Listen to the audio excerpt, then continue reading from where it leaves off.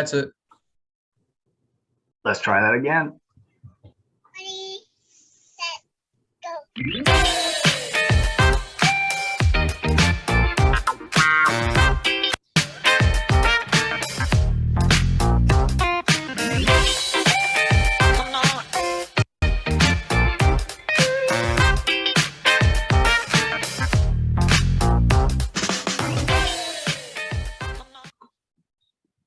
All right. Hello. Good evening, good morning, good afternoon. Wherever you are, whatever time zone you're in, welcome to the Do It Live Autonomy podcast. My name is Nick, and I am speaking to you today from Bristol in England. I'm going to be your host for the next hour. And in this podcast, this is where we review the week in autonomy. We talk about what's been happening. We play a few clips. We hopefully get a few discussions and conversations going. Throw around a few ideas and reflect back on what we've learned, what we've been doing, and how we've been growing in the right direction this week. So my format for this is I'm going to go back to last Saturday, and I'm going to come forward to the present day today, Saturday, the 23rd of April, 2022. And I'm going to spend a bit of time on each day, talk about the things that happened. And yeah, we've got a few people joining us today. Wendy, Jerry, David, Ryan, nice to have you all here. And yeah, so let's get started. So the first thing was last Saturday, the Do It Live podcast. This podcast last Saturday was a 2-hour fantastic extravaganza of information, conversation, reflection, and learning. I just want to share my screen and give you the rundown that I shared. That's not what I wanted to share.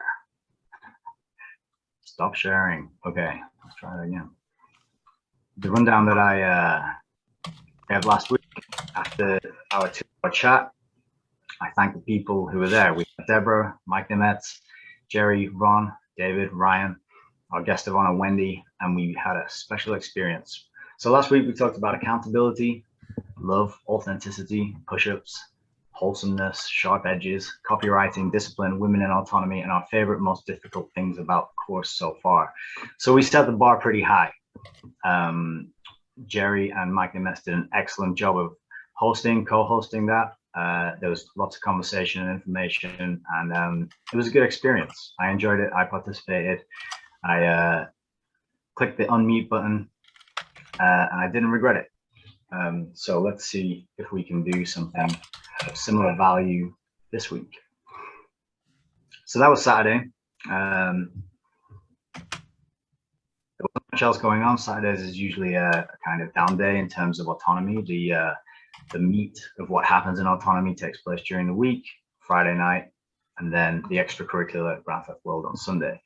So that brings us to Sunday. Last Sunday was Grand Theft World episode 76. The title was Elon's Twitter Shakedown. I think this was a longer episode than usual, 7 or maybe even 8 hours if memory serves. It was packed. The reason it was that long was because there was 2 guests on. There was Lee Camp, who is a comedian who has a wonderful gift of being able to talk about the darkness in our world in a way that makes us laugh. So GTW kicked off with an hour where Richard and Lee talked about this fantastic skill and the importance of being able to make people laugh when confronting and facing the problems that are unfolding around us and that we are coming together to try and handle and face at the moment. Then I've spent a bit of time going through the GTW from last week, and I picked out a clip that I wanted to share now. So this clip that I picked, I did so because it was a great example of what drew me to autonomy.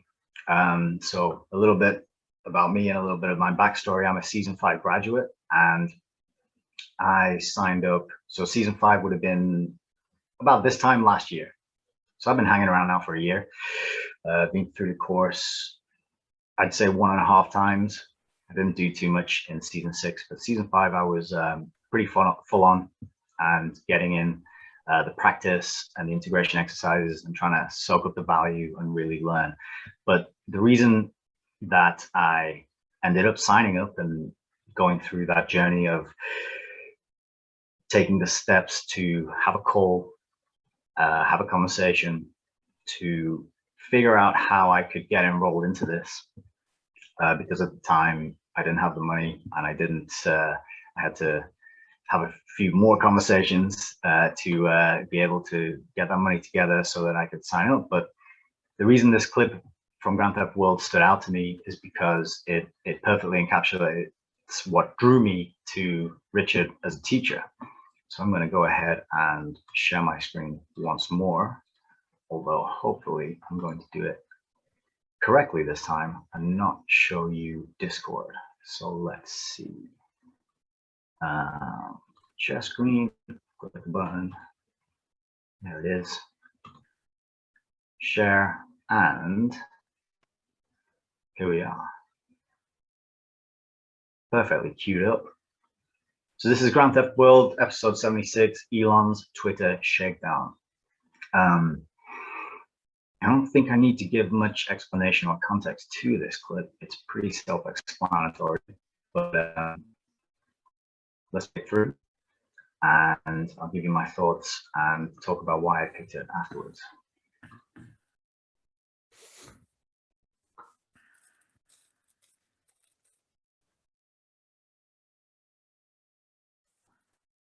So that's just a sample, but I'm pretty sure he just covered almost every point that I called from memory, and we didn't plan to play that clip tonight, so none of that synchronicity you just experienced was prepared. That's just part of reality coming together for you. You're starting to see the patterns. Tony, I just want to pause it there and just speak to synchronicities and reality coming together. Part of my journey and my experience since enrolling and signing up in Autonomy has been an overwhelming number of synchronicities. And I was born in 1986, and when I'm sort of researching and reading and learning, this number seems to pop up quite a bit. And whenever it does, I've spoken to other people about synchronicities before, and I have a friend who I used to work with, and he said something to me, which was he interprets synchronicities as just a sign, a little wink or nod from the universe, just to tell you that you're on the right path, you're heading in the right direction. You are, in my case, reading or taking in the information that I need to be. And I think these are really good things to look out for. It could be anything. It doesn't have to be a number. It doesn't have to be anything specific. Really, synchronicities could take any form, but it's a pattern and it's meaningful to you. And yeah, it's interesting to see how these things work. I'll give another example from this last week. I was chatting to another student, season 7 student, and partway through our first conversation, his ringtone went off, and it was Alien Ant Farm, Smooth Criminal. And this was powerful, a powerful bit of synchronicity for me, because that was the rock band I ever got into. It was the first CD I bought back when I had to work 3 shifts at my first weekend job in order to afford a CD. And I would go in and I bought the CD, and it was, yeah, one of the first rock gigs that I actually attended. It was Alien Ant Farm, Smooth Criminal, and the student's phone went off, and I was just like, no way, it's meant to be. This is reminding me of that time in life where you're just full of optimism and you feel invincible and you think everything is going to work out and be fantastic. So synchronicities, don't overlook them, look out for them. And yeah, I'd like to maybe after this clip talk about anyone's experiences of synchronicities, but for now, I'm going to roll the clip and carry on. Let's go. he covered me for a second. Yeah, because he mentioned Helmar Schacht. Yeah, I want to look him up. Helmar Schacht, Brooklyn, born in Brooklyn. I just wanted people to have an awareness of the ethos, of the credibility, of the unique expertise of John Loftus. so that you know, for a lot of newcomers to the Grand Theft world sort of perspective and what we're trying to extricate in regards to forensic history, they'd have an idea of who he is and who you're referencing. And you mentioned Philby, you mentioned the Dulles brothers. It was very interesting that he also mentioned the way in which the Dulles brothers were able to circumvent German banks by using Swiss banks as a front to buy German stock in those banks that then funded the Nazi corporations. Of course, we could also bring up spacing on his work, but the Nazi funding of, oh my God, who was that? Anthony Sutton, who did fantastic work into the financial connections between Nazi Germany and America, bring up the Dulles brothers, but also talking about us funding the Soviets, which is also what John Loftus was talking about. They were funding the banks, just like the first Nuremberg trial, the bankers trial. That was fascinating, right? I think a lot of people aren't aware of that, but there was a very quick cover up, and his own boss is like, yeah, I think there was a cover up of that specifically.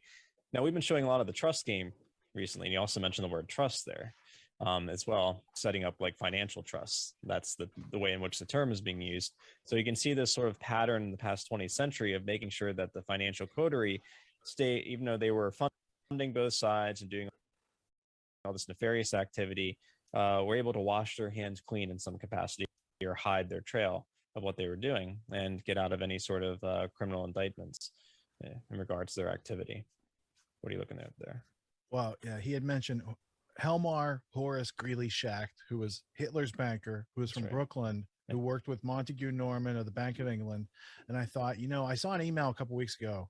Someone from the show wrote in, and the rumor was that the new reprint of Tragedy and Hope cuts out or omits some key passage about Helmar Horace Greeley Schacht. I need to go get my first edition. I have them both right here. Oh, okay. I was like, oh, I got it. And I just thought of that. So I was like, okay, so I got this on screen. Yep. This is the first edition, and I'll show you the cover page in a second. But I just wanted to show you that it's like a photostatic copy of what I'm about to show you in the new edition. So this is page 1339 under the index. And Schacht is here right under Saudi Arabia, pages 324 and 430. Okay, and this is first edition. Let me keep it in shot so you can see it. Tragedy and Hope. It looks just like my first edition. Yeah. Let's go to the home page here. First edition, 1966. First printing, Macmillan, right? All right, so that's this book. Now let me show you real quick. This book, let's zoom out. This is the 2004 reprint by GSG Associates. The spine looks like that. And if we go into the same page, 1339, and we go to the same bottom, right below Saudi Arabia is Helmar Schacht, same pages, 324, 430. So yep. I don't know where and 324 is the famous, this is the famous quote, you know, in addition let's go to the these, famous quote. Let's go to the famous quote, and let's go to the first edition to page 324 and get that quote. Okay, I'll read it.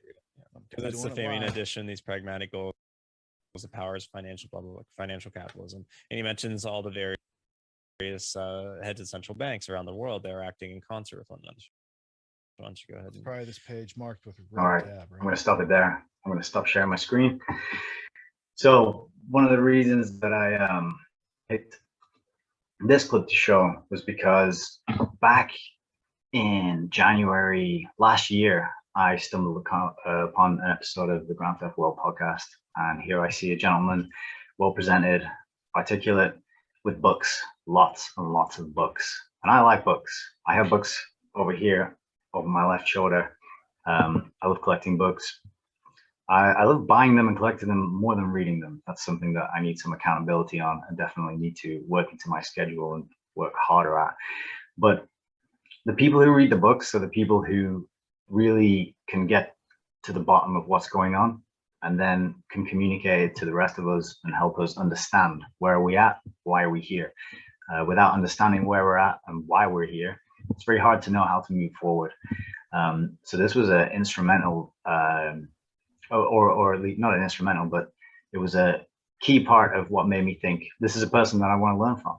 I think Ron Renaud, who is currently in the middle of a soft launch of his accountability course, mentioned the book Tragedy and Hope as a dog whistle. It's kind of, you see it on the back of people's sets when they're doing podcasts and interviews. I think James Corbett had a copy. And it's always a sign of people who are not afraid to read 1,500 page books. I don't have a copy yet. I am scared of reading books that long. But I'm really grateful to be able to learn and hear from people who are willing to do those deep dives and gather that knowledge and put it together and communicate it to others. So that's fantastic. And yeah, to see the first copy there, and to see, I mean, the first edition printing there, and for it to be referenced, that was a cool moment that I really appreciated. I wanted to pick that out and show that what happens here in autonomy is really being placed within a very well articulated and established context that is historically verifiable, and you can go and read about it, and you can check it out, and you can find out what's been happening over the last 100+ years to bring us to this moment, to make a lot of us who are here in autonomy realize why we need to be here, why we are so invested in what we're doing here. And yeah, that was a special moment. I wanted to pull it out and show that to you guys and share it here.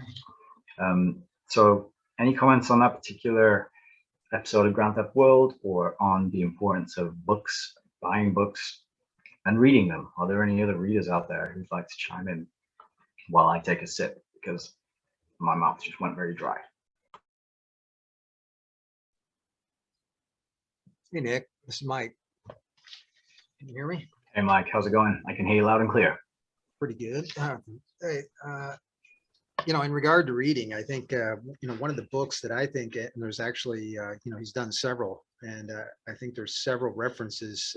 John Taylor Gatto, you know, talks about that, you know, the cognitive ability of people when they do read, and how much that has diminished over the years.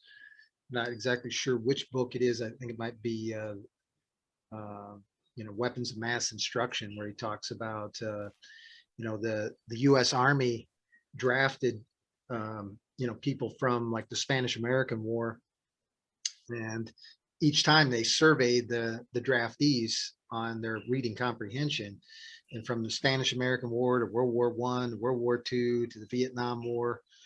And then I think there was another study he referenced from like the 1990s, but the reading comprehension of people has significantly gone down from almost like 98% or 95% during the Spanish American War to like, you know, 3 or 4% by 1990 or 1990s.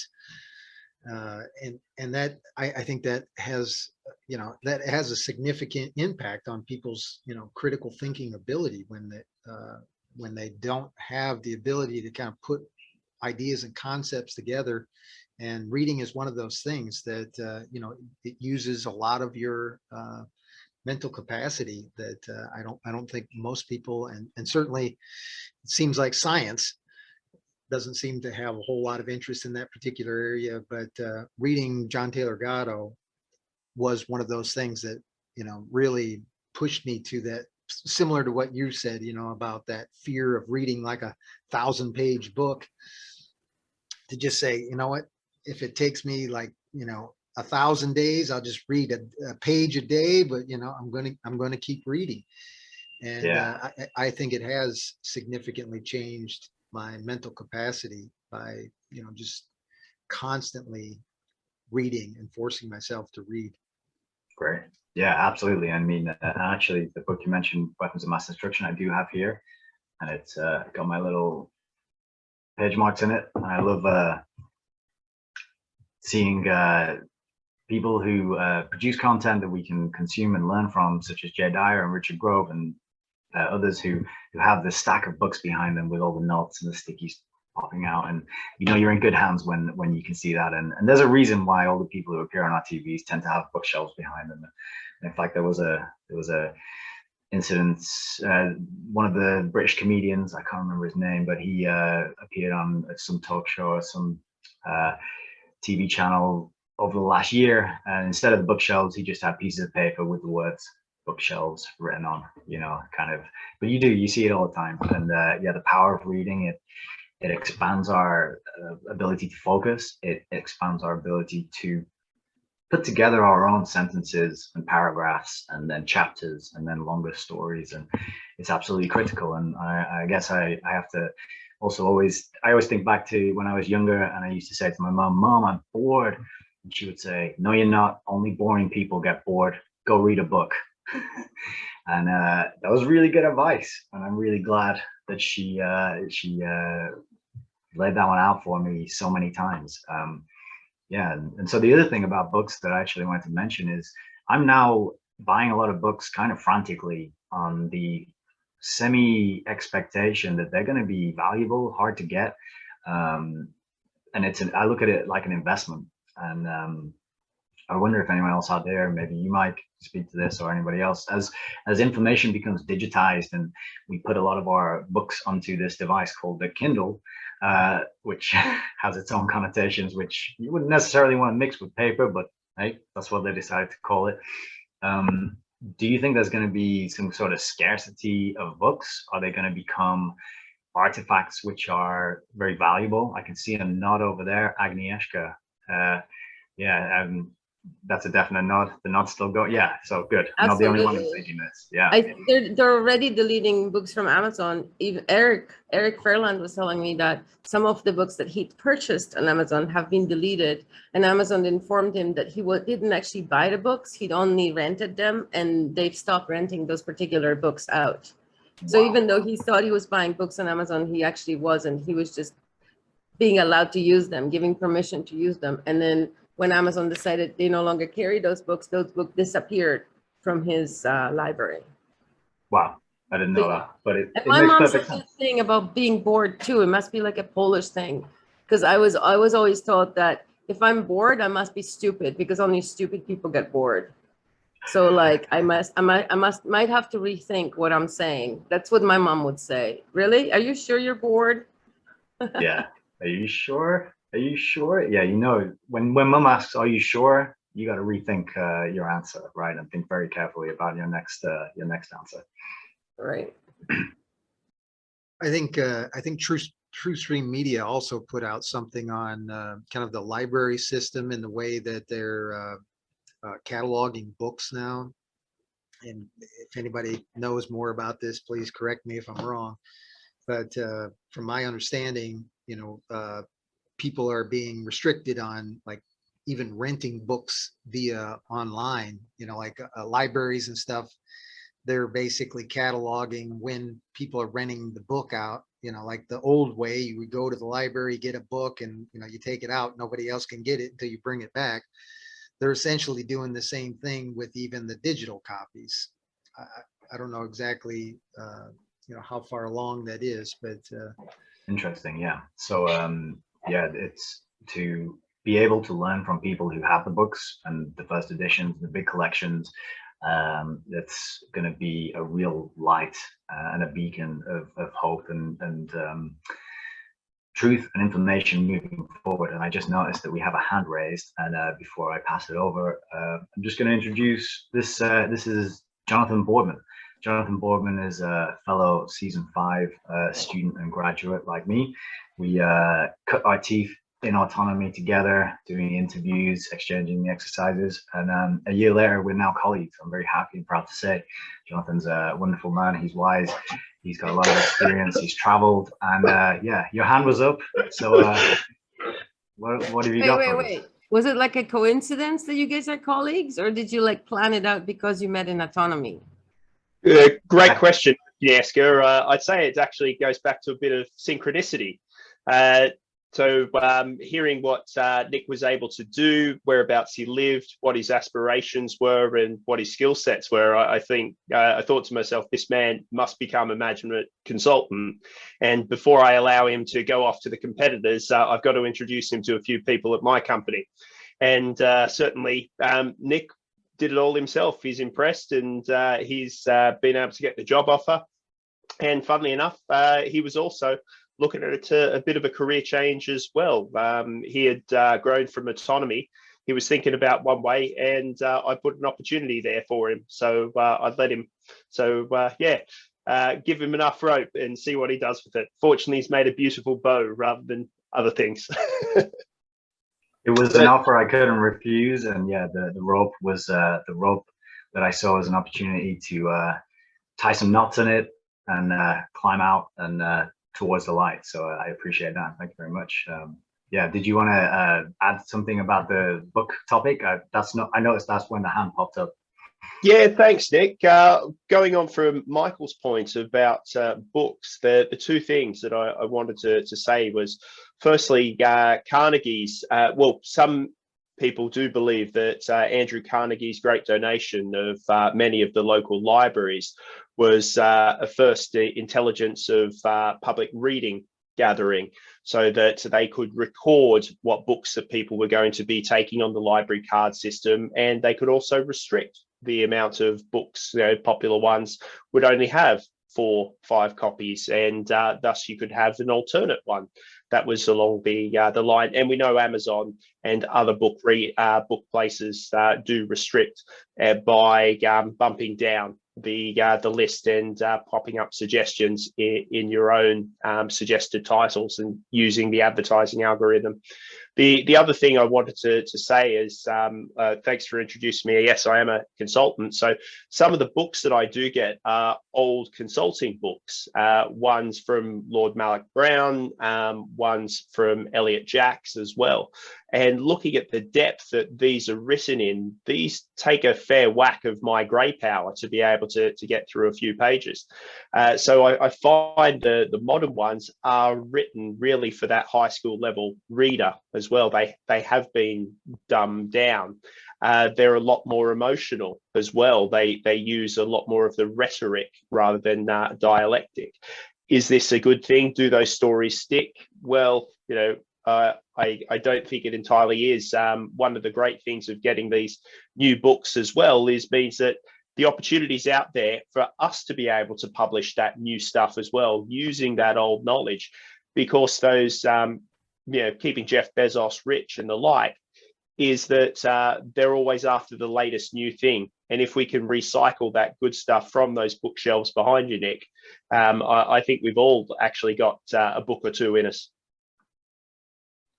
Awesome. Yeah, that's a great point. And yeah, it actually reminded me of I was watching an awful film last night called In Time, and it reminded me of a book idea I had a long time ago that I never sat down to write or started planning or anything. It was just a nugget of an idea. And this film In Time is where time is currency, and everyone has this transhumanist thing tattoo, and it counts down, and they go to work and they earn time, and then they go to gamble and they gamble time, and some people have millennia and other people have seconds, and it's a clumsy kind of ham-fisted metaphor, and it's poorly acted. It's got Justin Timberlake in it, but it reminded me of this book idea that I had. I can't even remember when, probably over 10 years ago or something, and the idea was that people would be born with a certain number of words to say.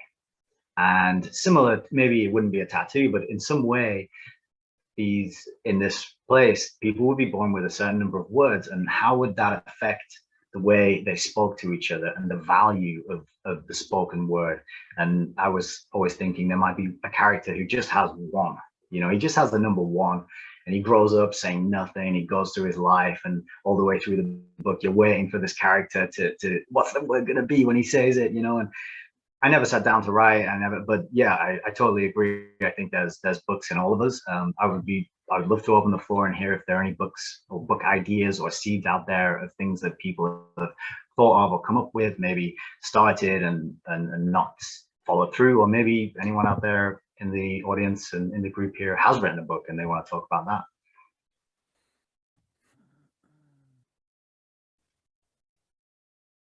Oh, come on, Michael. Jesus. I think you've been nominated, Mike. All right. Well, yeah, I'm certainly interested in writing some books. Yeah, there's no doubt about it. But I am, just like reading, it's a habit of writing, and that's essentially what I'm doing.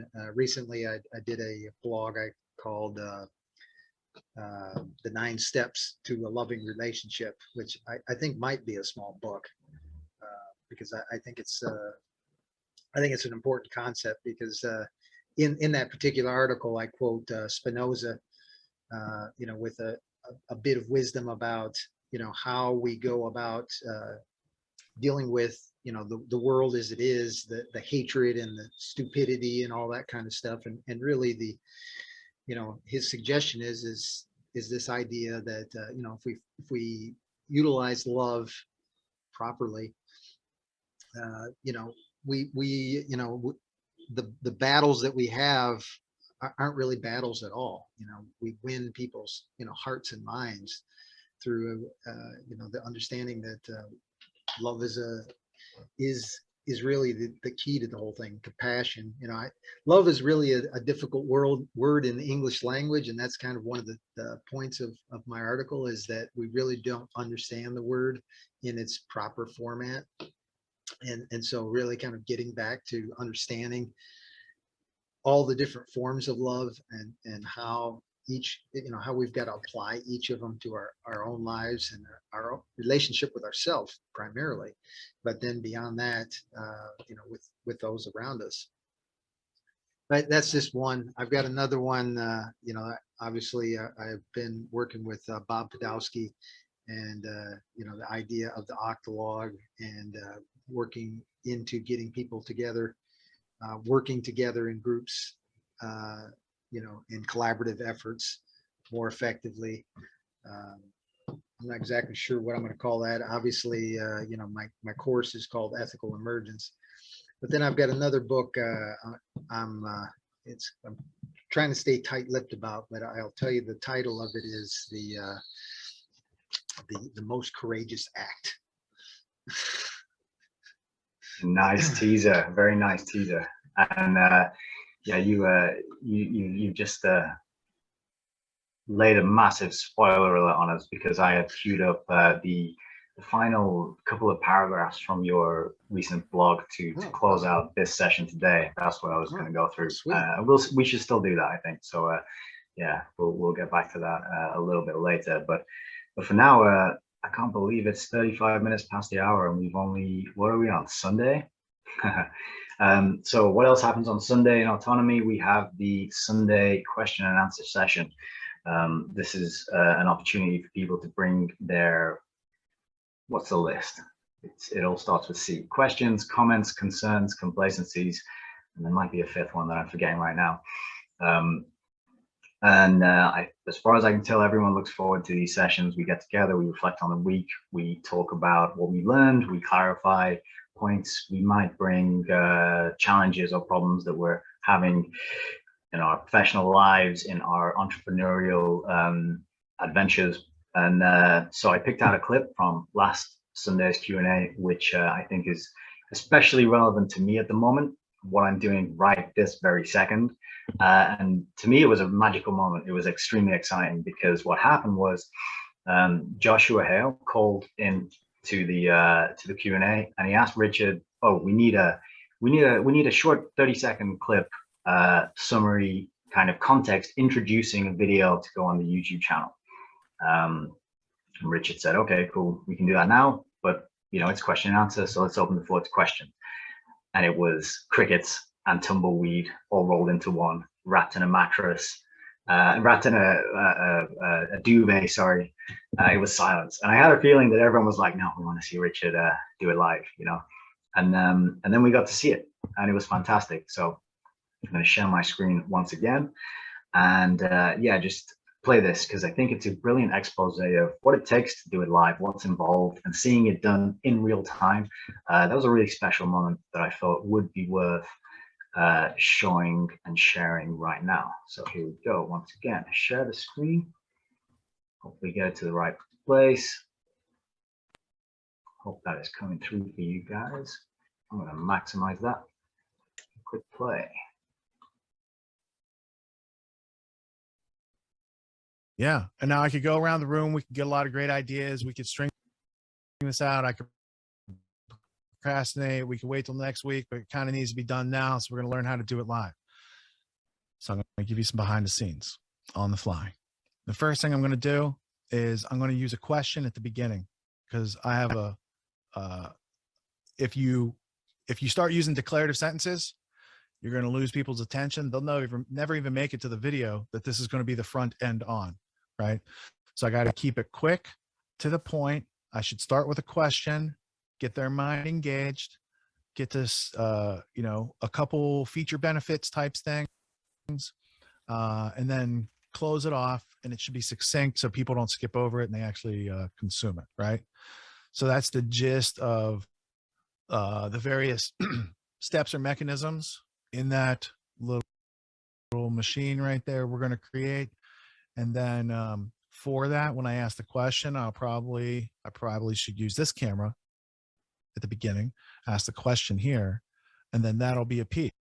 And because I'm also an editor, I know, okay, we have that piece. We're probably going to cut to B-roll when I say one of the words, and we can transition into a second clip, which will be here. And I'll probably just finish out the video from this camera angle, right? So we're going to use 2 camera angles. We're going to express about 4 ideas. We're going to start it off with a question. So we have an intro, like a beginning, an entrance, and an exit. So you got to have these things. Otherwise, you're going to get in there and it's going to be a 5-minute thing. And you're like, oh, I needed 30 seconds or I needed 50 seconds. And you just went 10 times over, and you're going to be there doing it for hours. So after years and years of having to do these sort of things, I kind of have it down to, okay, here's the concept. Here's what done right looks like. In order to have that, I'm going to need this piece, and this piece. That piece won't fit. Okay, so can we like condense that notion verbally down so it's not so verbose? And then from there, yeah, you got all the pieces. Then you just try again, right? So I take this. Yeah. What do you Fighting. Yeah, I mean, that little clip there, I don't know how long it was, but excellent amount of knowledge and information and wisdom when it comes to putting together content and information that engages people. You need a beginning, middle, and end. We are creatures who we love narrative, we love story. We need to want to go somewhere. We need to know where we are and where we're heading and why, and there needs to be a journey. And the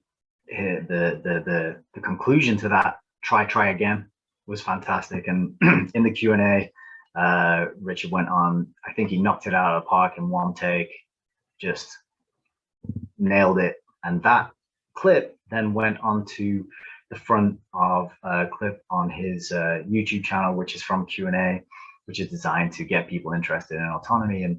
But that little clip is that's what we're learning to do. We're learning to think in these steps about, okay, what do I need to do? How does done right look like? What are the steps involved? And how are people going to receive it in a way that makes them want to take action, makes them want to learn more, makes them want to click on the next thing, you know, take the next step on that journey to autonomy. And so I thought that was a really valuable clip to share. And did anyone else enjoy that special moment and kind of get a buzz out of being there to witness it in the same way I did on Sunday? Well, I did. So, Nick, if you can, go to Richard's YouTube page and play. Hey, please stop yelling. Play your video on his channel and you can see the final product. But that was a lot of fun. I like cornering Richard and getting him to perform in front of everybody because he's really good at it. I know it's still a process and he's learned to become efficient at it. But it's really great to see him hit it out of the park like that with pressure.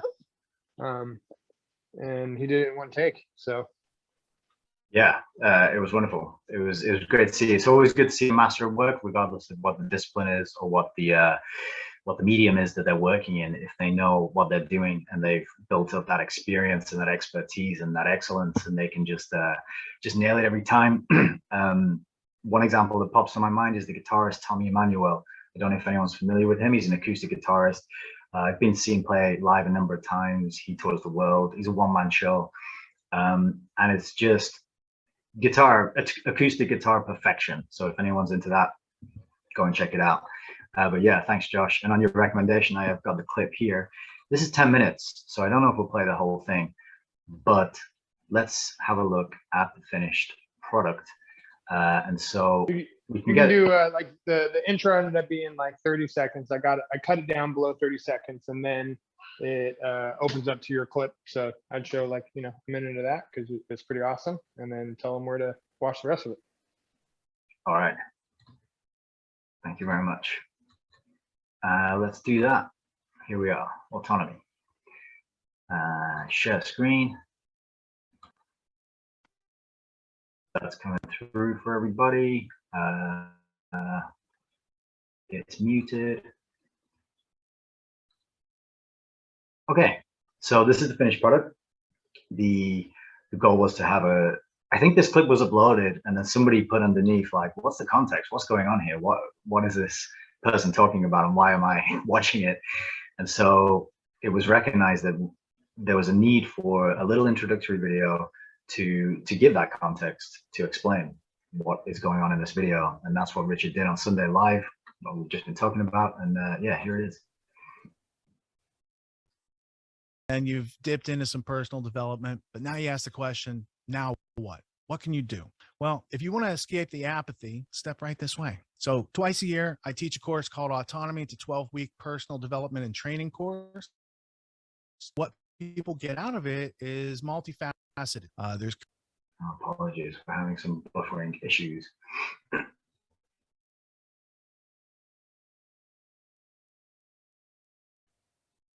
There's curriculum, there's exercises, there's camaraderie, you make new friends. There's a whole lot of interesting things.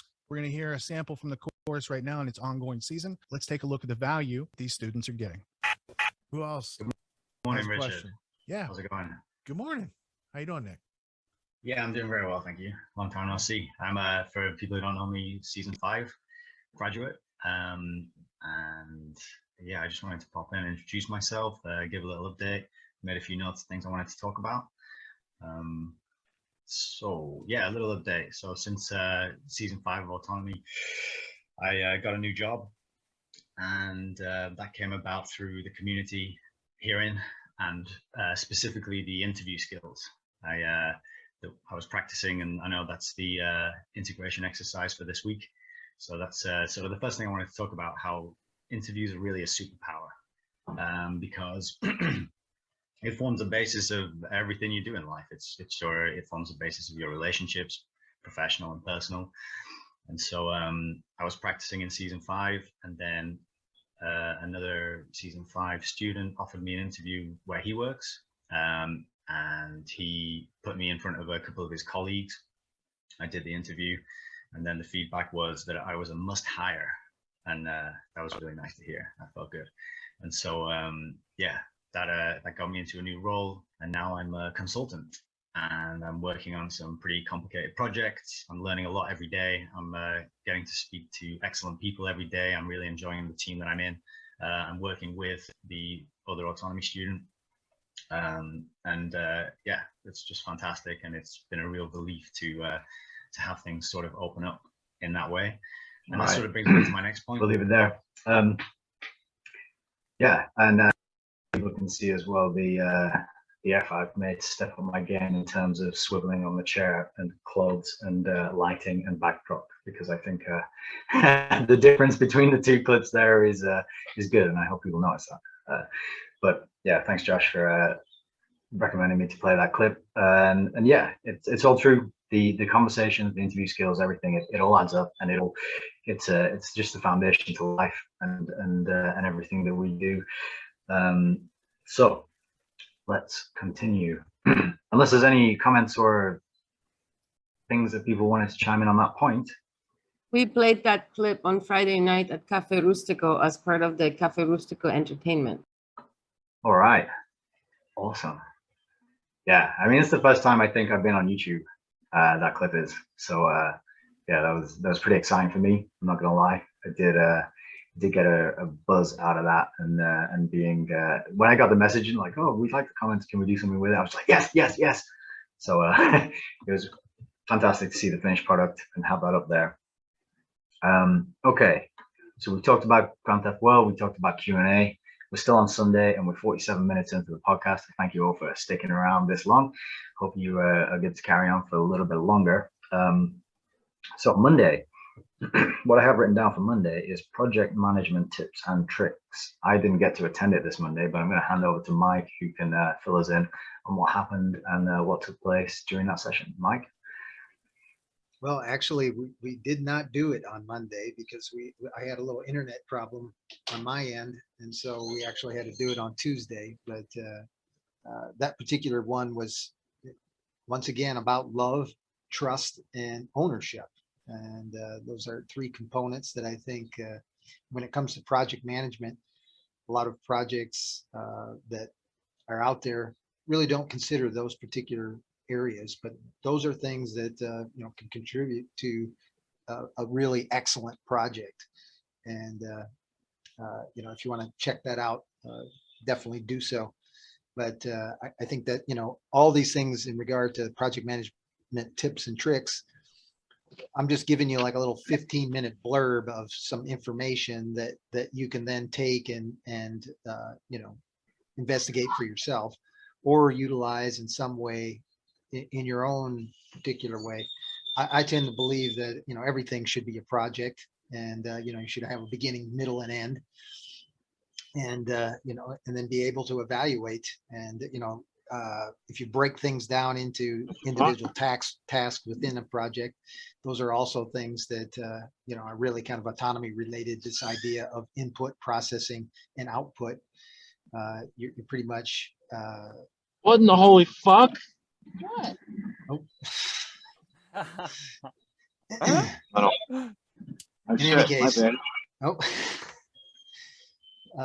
any case, those are the that's the general idea of project management tips and tricks. It's the quick hitter, beginning of the week. You can check it out really quickly, derive some useful information, and make your week a little easier. Thanks. And I have to confess, I've never attended any of the project management tips and tricks, but I think given my new role, it's going to be useful. So I'm going to make an effort to check in and check some of those out. So thank you for that, Mike. So that brings us on to, well, you already brought us on to Tuesday, but Tuesday is a busy day in autonomy. We've got a lot of things going on.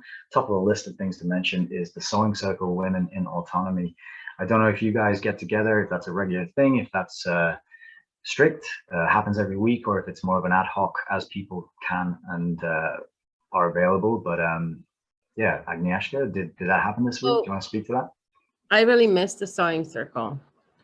We haven't been really actively getting together. And I think that's because we don't really have somebody who take the leadership, okay, and say, because there was some conflict, scheduling conflicts, this and that.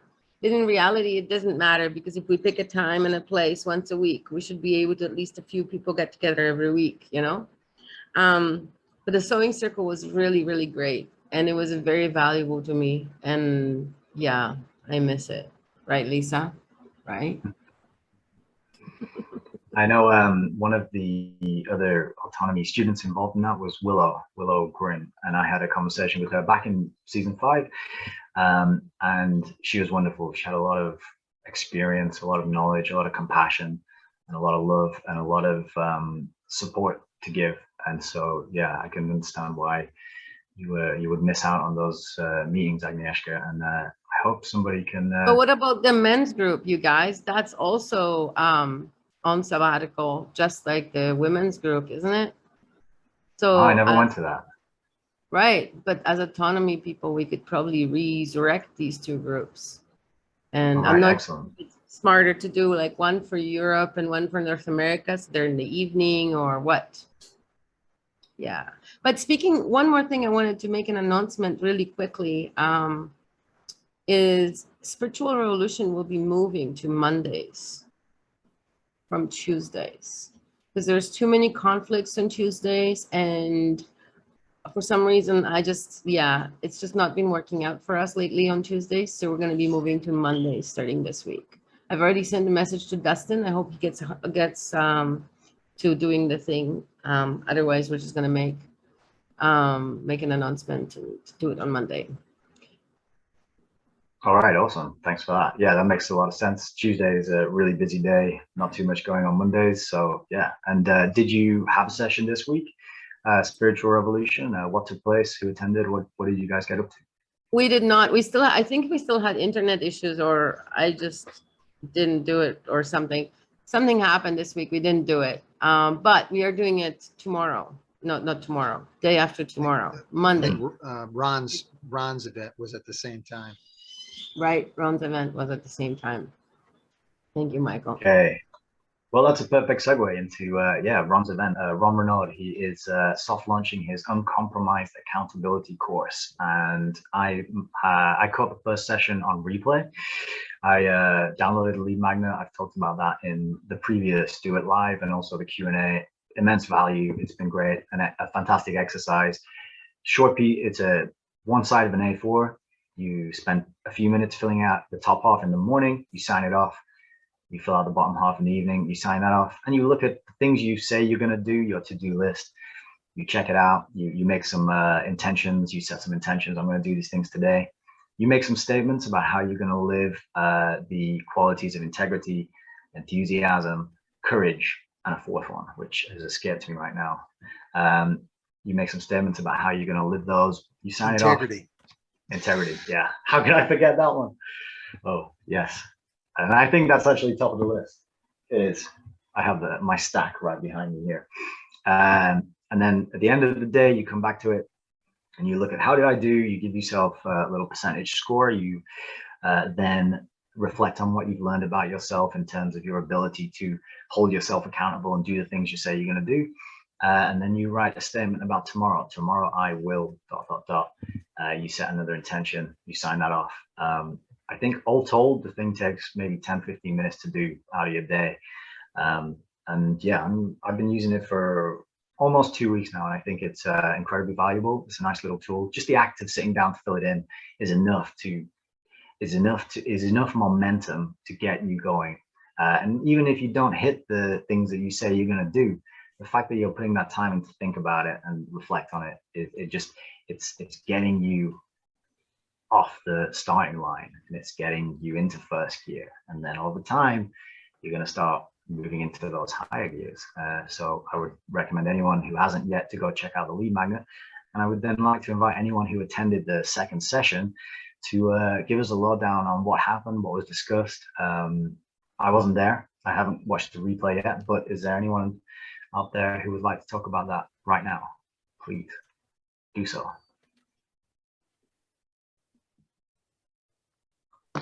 Well, I guess if no one else is going to say anything, I've got to say, I think it's absolutely a home run.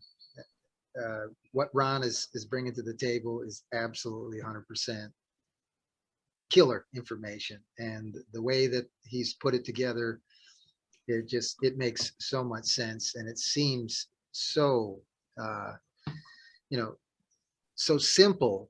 And yet it's just like something we just don't think about enough, And I am really so happy to have Ron on board with Autonomy, and I think he's really going to do some magic for us. And for those that participate in it, they're going to be showing up, and I think it's so exciting for the future of Autonomy when we bring in people like Ron, and it's going to be killer. That's really good to hear. I'm looking forward to catching the second session on replay. Although I haven't seen it yet. I do have a screenshot which was shared in Discord, which I'm going to put up now. And this is the integration exercise for, I think it was week 1. Even though it's the second session, he did a week 0 and then he did week 1. So that should be on the screen now. So this is getting accountability, the integration exercise. So I don't know the context of this, how it was delivered, what the pre-talk up to this point was, but I thought this is a very interesting slide. And it says, over the next week, notice and write down the agendas you have for 5 people. Consider what needs you are or were trying to get met. And I think this is a great point because it reminded me of a clip we saw earlier in the course, which was all about nonviolent communication and how all of our communication is based on meeting needs. And as humans, we're all humans, we all have universal human needs. And when we communicate, we are often expressing and attempting to get those needs met. but we often do not express what those needs are very well. And so trying to see the needs of others and trying to understand the needs we have so that we can reduce the conflict and reduce the friction and speak to the human in the other person who we might be struggling to communicate with. I think that's really powerful. So I don't know if anyone's done this exercise yet, maybe not, but I'd love to hear more about it. Maybe there's something we can revisit in the next Do It Live, or yeah, anyone, has anyone tried this yet, or started to work on considering the agendas you have for people and what needs you are or were trying to meet? Going, gone. All right, no worries. That's cool though. But yeah, I just wanted to give a shout out to that because I thought it was a very interesting. Yeah, I got you, Nick. Yeah, Jerry, thank you. Yeah, so I can speak for me, which is like I have an agenda for my mother, which is I want to make her the happiest mother in the world. For someone who I don't like particularly, I can be like, all right, my agenda is to kind of stay away from this guy, you know? So yeah, excellent. it was yeah. And so the third question here would be, what means are you employing to do that? So staying away from people, we can cross the street, we can turn the phone down over or off if they're ringing. But in terms of making someone happy, what are the means that we're, because you know, making someone happy, there's different levels and layers to it. It could be, you could be indulging someone and tell yourself you're making them happy, but what you're actually doing is not helping them. And then there's making someone happy. It might require some short-term tough love or some long-term happiness and long-term gains. So yeah, it's a great agenda to have for someone. And I'm glad that it was, because when I read the word agenda, I'm thinking, oh, if you've got an agenda, it's usually something manipulative and something a bit sort of, you know, I read it with a negative connotation, but I like that you came out and you just said your agenda is to make this person happy. That was great. Thank you, Jerry. All right. Anybody else? If I may talk about that, one thing that I really like very much about it is the systematizing of the actions that we have. Very much the strategic thought of, you know, there is an end. And Jerry, thanks for showing your vulnerability, talking about your mother and wanting to make her the happiest mother on the planet. But you've got a fantastic ultimate goal. And then we start to consider the journey that we want to be able to put people on and share with them as we get there. But specifically, we're then breaking it down to the tactical here and now. We're now asking what means to us, what ways we're doing this to be able to get them to meet themselves, that agenda, that goal that we have, which is a brilliant thing. It's I can't remember, I think it's Scott Adams or something from Dilbert talks about that losers have goals and winners have systems, and it's systematizing of that. So Jerry, working out what you've got, the ultimate goal. Now, what are the physical actions and activities that you're going to have to make your mum? I'm sure she's going to be pretty proud next Mother's Day to say, thanks, son.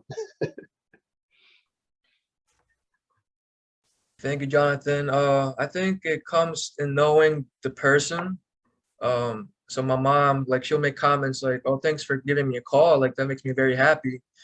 So I take notes on that and try to call often. Yeah, great. And that kind of feedback is so useful. I remember Jordan Peterson having in one of his rants, and I can't do an impression of his voice. I wish I could. I'm not going to try. But one of the ways he put it is, when someone you love or someone you live with does something you like, give them a little pat on the head. And obviously, I don't think he's saying literally pat someone on the head. It's very condescending and they might take it the wrong way. But acknowledging it and saying thank you, or, you know, when you do that, I really appreciate it. And that really, that meets my needs. And yeah, I would love you to keep doing that. Just signposting that, give it a nod, give it an acknowledgement. It's powerful. It's small. It's low effort. It's free. It doesn't cost us anything, makes us feel good, but it's powerful, and it really strengthens and builds those relationships, and makes us more trusting and appreciative of each other. So yeah, it's great that your mom gives you that feedback, Jerry, and it's great that you pick up on it, make a note, and you think, I'm going to do more of that. Well, just one more comment, like, cause in Ron's last what do you say, his meeting, like he talked about the no, I want to say the no man zone, where it's like, my mom made it pretty clear to me, like, this makes me happy, so now I know. But if it's like you don't really, if communication is wacky, then you can enter that no man zone, and that can lead to like relationships being broken and destroyed. And it's such a great like course. Yeah, it's wonderful. That's good to hear. Now I'm really looking forward to checking out this second session. It's 2 hours long as well, which is good. All right. Any more comments on that topic, or shall we move on? We are at the hour mark. I appreciate you again all sticking around. If anyone needs to go off and do other things, that's cool. But I'm happy to keep going. So as long as you'll have me, I'm going to keep going. Hope that's all right with you. Tuesdays. There's also the True Care Support Network on Tuesdays. I reached out to Chris to see if I can get a little lowdown on what's been happening. I didn't hear back.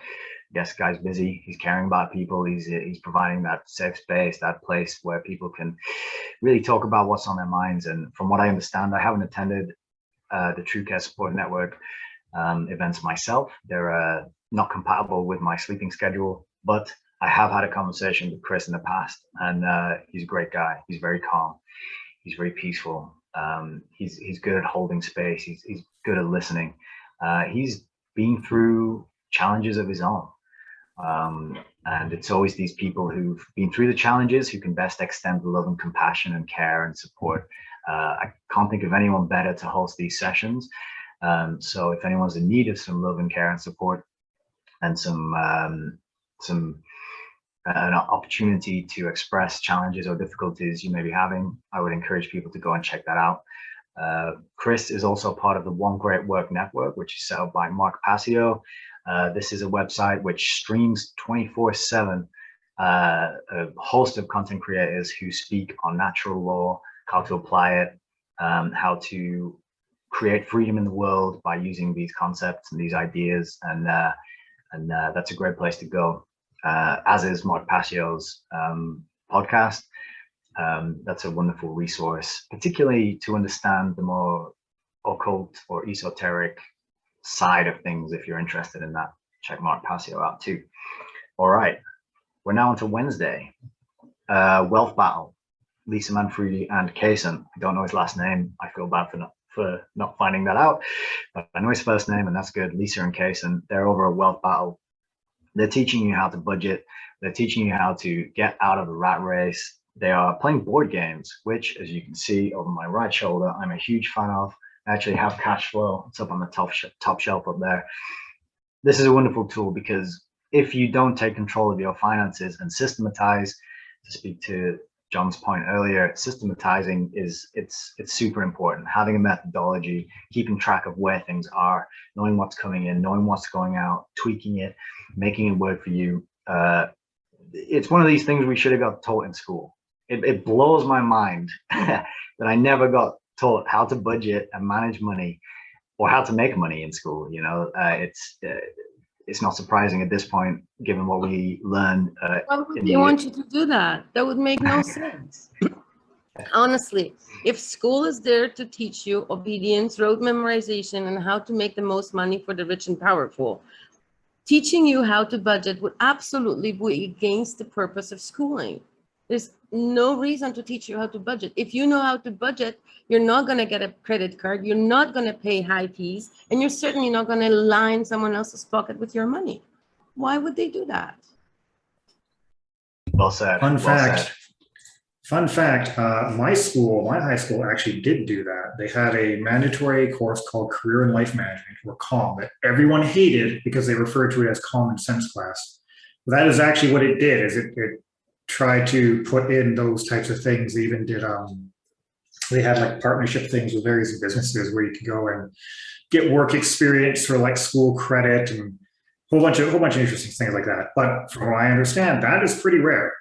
But they put that in specifically because of so many people complaining that school didn't prepare them for like anything from university to real life. Yeah, and thanks for the contribution, Ryan. It's good to see you and good to But hear did they you. actually, sorry, Nick, did they actually teach you how to budget? Or did they just talk about budgeting in a very confusing? No, they had like actual, like you had to actually do it. Like they had, some of it was mandatory, some of it was optional for extra credit stuff, which was pretty much where all the real value was. But yeah, no, like they had, like one of the things I did was it was a work experience thing where you actually had to like log all your hours and you had to keep track of all of that stuff. It was in a sense a sham because you were essentially not getting paid in money, but you were getting paid in school credit. But I didn't really recognize that so much as being a bad thing at the time, because it was sort of like that's how they would get some businesses to take people on who otherwise they would look at and go, I don't really want you in my business. It was like, well, you don't have to. Work experience at school, they didn't pay us at all. So, Yeah, well, they didn't pay us. Ironically, the only people that got it. Nothing. Like we got nothing. We didn't get any school credit. We got nothing. It was Poland. Yeah, this is part of like a co-op program. Essentially, was how that was done. And I'm wondering if that might have been a separate thing from the comm class. But in any case, it was how I got into it. So they did technically try, but again, even to that degree, that it still seems like mostly like that doesn't happen. I do remember later in high school or whatever, they did start to have classes that were like specifically designed for like preparing you to not be in school anymore. Because again, like there's so much of a recognition that like everything we're teaching you is kind of useless, both in university and in the real world. So we need classes specifically for that. But I assume all that's been destroyed now. I remember in Poland when I was a child, they wanted to take away art and music out of school, and all the parents were really upset about it. So they put it back. But what they put back wasn't art or music. What they put back was history and theory of art and history and theory of music. So certain musicians were discussed, and I can recognize Bach and Beethoven and Handel maybe a little bit. But that's what I learned. So it wasn't really about music and making music and the vibration and what the reason to do music. It was all about cerebral theory and rote repetition and memorization again. And just to speak on the startling inadequacy of schooling, and yeah, you're absolutely right, Agnieszka. Why would they teach us this stuff? But now we know, and we're familiar with the work of John Taylor Gatto, and we know what schooling was designed to do and why it is the way it is. It's not surprising to us. But what I find very useful about the whole topic is people who aren't aware of this kind of stuff and aren't asking questions. It's a really good way to get them thinking. Like, don't you think it's weird that we didn't get taught how to budget in school? Don't you think it's strange that we didn't get any actual valuable life skills in school? How in school we are separated according to our age, yet in the workplace and later life we mix with all people of all different ages. It's a great way to get people who otherwise are not curious and questioning to start being that way. So yeah, I think it's not surprising to us that they didn't put it in, but it might be surprising to someone else out there, and they might never have thought about that before. And if anyone listening to that is the first time they're reflecting on that, that's a good thread to start pulling on. That's all I'll say. Nick, I got one more thing to add. So, yes. As I did the Do It Live, like, last weekend, just trying to figure out what clips to use. I wanted to help you out in that endeavor. And what I came to find out was the best clip I thought for you to use, which was the conversation of one of the, this guy named Edens. Like he just came into Autonomy, and he asked the question. He said, "Hey, Richard, like, why doesn't everybody know like the schooling system is like, a bad thing?" And like Richard answers like, "Look, like the system is set up for you to not realize that you're dumbing you down. And it's just, it was so powerful, but I also feel like some people might get offended, so I didn't want to send you that clip, you know. But then like Richard also makes a comparison of like people in prison and the people in the school, like just like how they eat, you know, it's like the same thing. It's just different ages. So super mind blowing. Yeah, thanks, Jerry. Was that the last Sunday's Q&A? It was right after the lecture. All right, awesome. I'm going to go back and listen to that. I missed it somehow. Yeah, the other thing about schooling, which is mind-blowing to me, is how it perfectly maps onto the 9-to-5 job. You got to go to school from 9 to 5, Monday to Friday, and then, whoa, we got some jobs in cubicles that start at 9 and end at 5 and go from Monday to Friday. Interesting. Lunchtime remains the same. You know, you got to eat your lunch at the right time. You don't get to have it early or skip it. So yeah, it's very clear what we're being prepared to do. And it's one of those things, once you see it, you can't unsee it. You can't go back. You can't untake the red pill, so to speak. So yeah, thank you. And who was the student who asked that question? Did you say, was it Eden? Yes. Let me see. His name is Richard Runkle Edens. I'm going to keep an eye out for him. Thank you. Okay, on with the program. Wednesday, leadership, ethics, and organization. Mike Nemetz. Mike, take the mic, Mike. Well, you know, like what you mentioned earlier about, you know, like witnessing a master in his craft. This week's master, and that's really what I think I'm trying to get across with leadership, ethics, and organization is these are things that we all have. It's just a matter of really kind of developing them and so forth. And my guest this week was Agnieszka, and we were talking about her her latest development, which is the Cafe Rustico. And you know, as far as a master craftsman, Agnieszka has got a lot of qualities that are just, you know, truly amazing. Obviously, she's a great copywriter, number one, and that certainly fits into what we're doing, you know, what we're talking about with autonomy.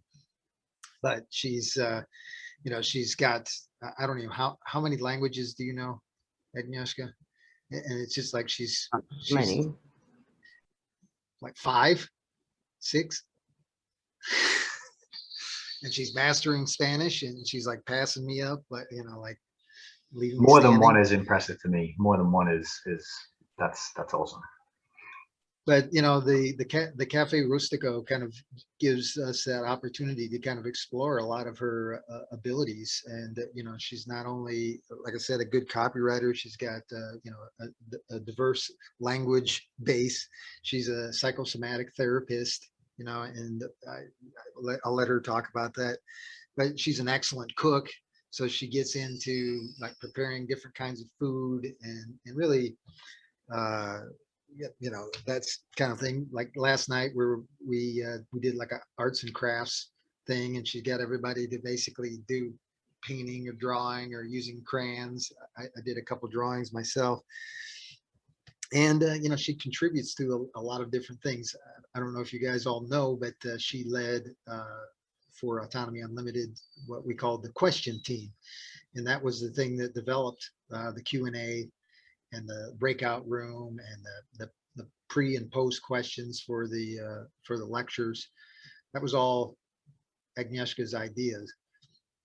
And you know, Autona Toasters was her idea. There's you know, Raising Excellence, which was a show that we did for, I guess, 190 shows. We were just talking about this the other day, but there's 190 shows in the can. 190 Raising Excellence out there in the world. Oh my gosh.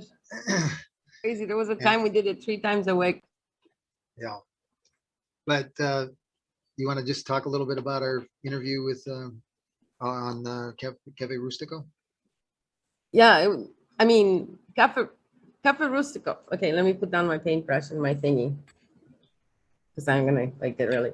Cafe Rustico is not just. It's not. I mean, Cafe Rustico is a smaller idea. My bigger idea that Cafe Rustico is a part of is Restored Humanity. And what I mean by restoring humanity, and this comes out of generally discussions that we have at Cafe Rustico a lot.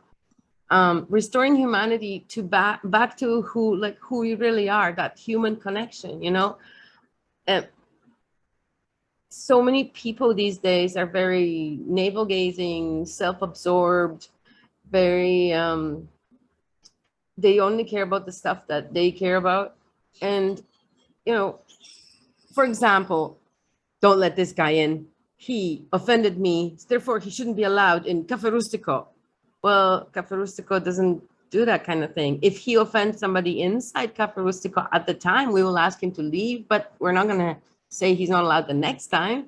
I mean, it's like an as needed basis. If you're going, like, everybody has a crazy day, you can just leave when you're actually being crazy, but you don't have to be discriminated upon later by the people who like blew up your thing. So basically creating the human connection again and understanding and restoring understanding, restoring respect, restoring listening, sort of what we had in the clubhouse in Autonomy at the beginning, you know, where the conversation was super, super free and nobody was taking offense, you know.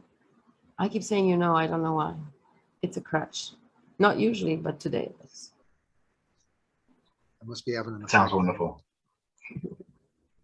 But we do know, or at least I feel I know, and I feel that what you're trying to do, having that bigger idea, that bigger goal, having that dream that is huge and that is so necessary and so needed, and so many people they don't know they need it. You know, this is part of the challenge, is people don't know that they need to get their humanity back. They need to get back in touch with what they are, and we are communal beings, and we are people who thrive and grow and do best when we are serving and helping others and those we love. And like in the case of Jerry, your effort to make your mother the happiest in the world, that's going to build you up and make you glow and feel good. And this is a large part of what's been taken out. So yeah, I applaud and admire the effort to put it back in. And yeah, 190 episodes. I've got a lot of catching up to do.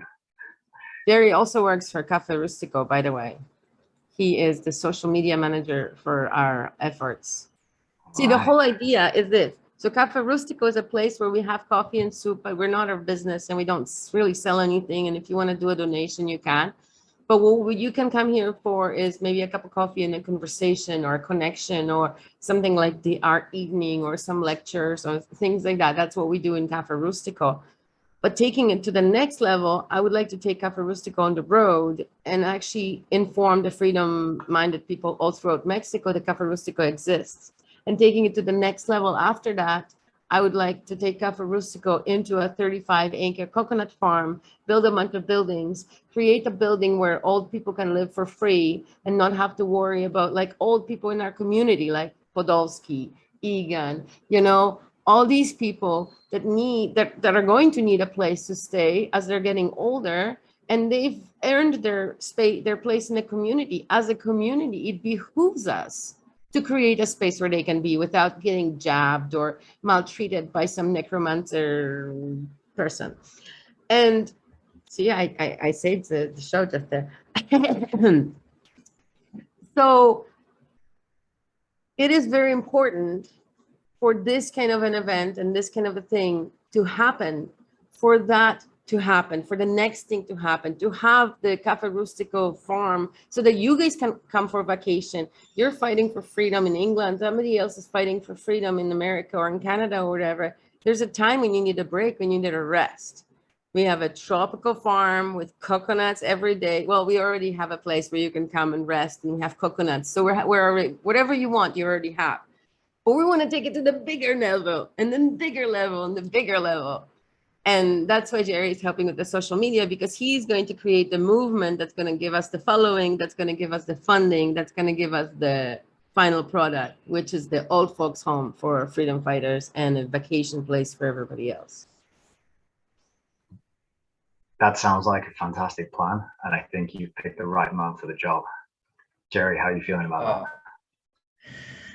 I feel super humbled. I'm gonna definitely put in, 100%, I'm gonna put in my work, my effort. And I want to ask Agnieszka if Luna's around.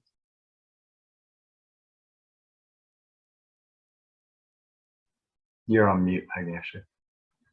Oh, there you are. There is the internet star herself. Gary wanted to see you. Yeah. What's she called? I didn't catch her name. Luna. Luna. Oh, sorry. Beautiful. Hi, Luna. Welcome to Do It Live. The Cafe Rustico face.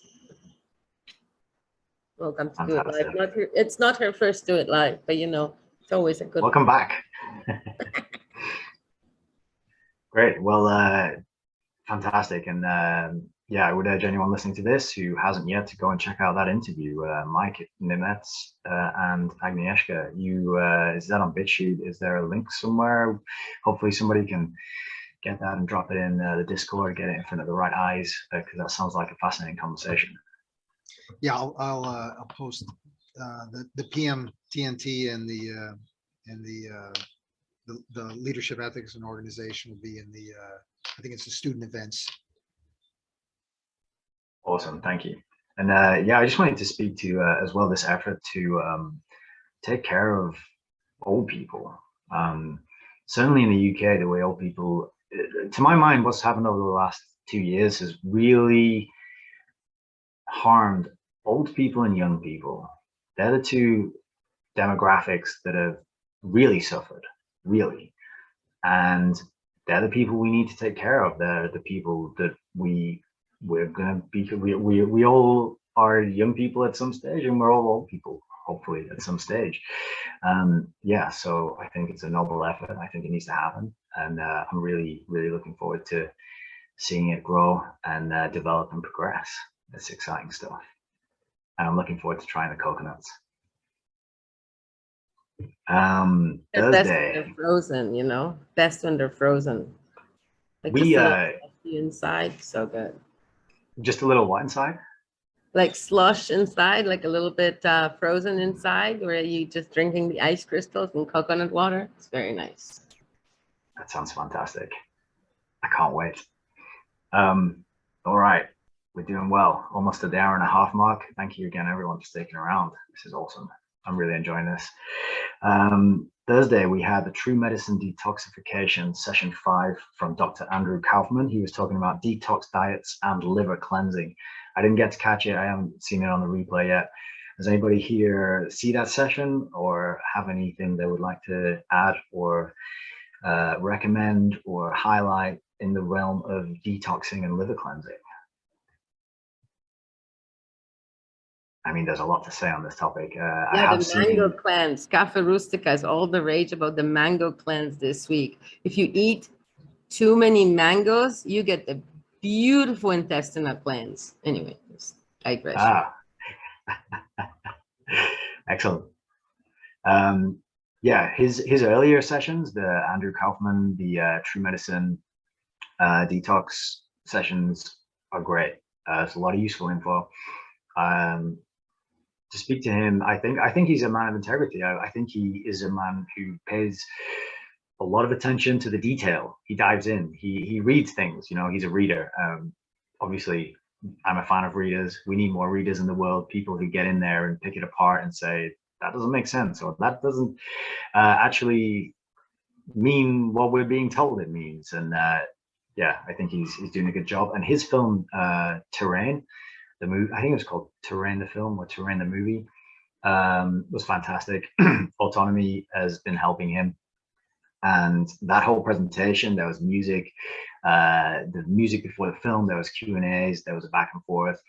They were great presentations, 2 parts, really worth checking out. I donated, I spent a bit of money, and I was very happy with the presentation and the information. And so I would encourage anyone to go and look at Terrain, the movie, or Terrain the film, whichever one of those it is.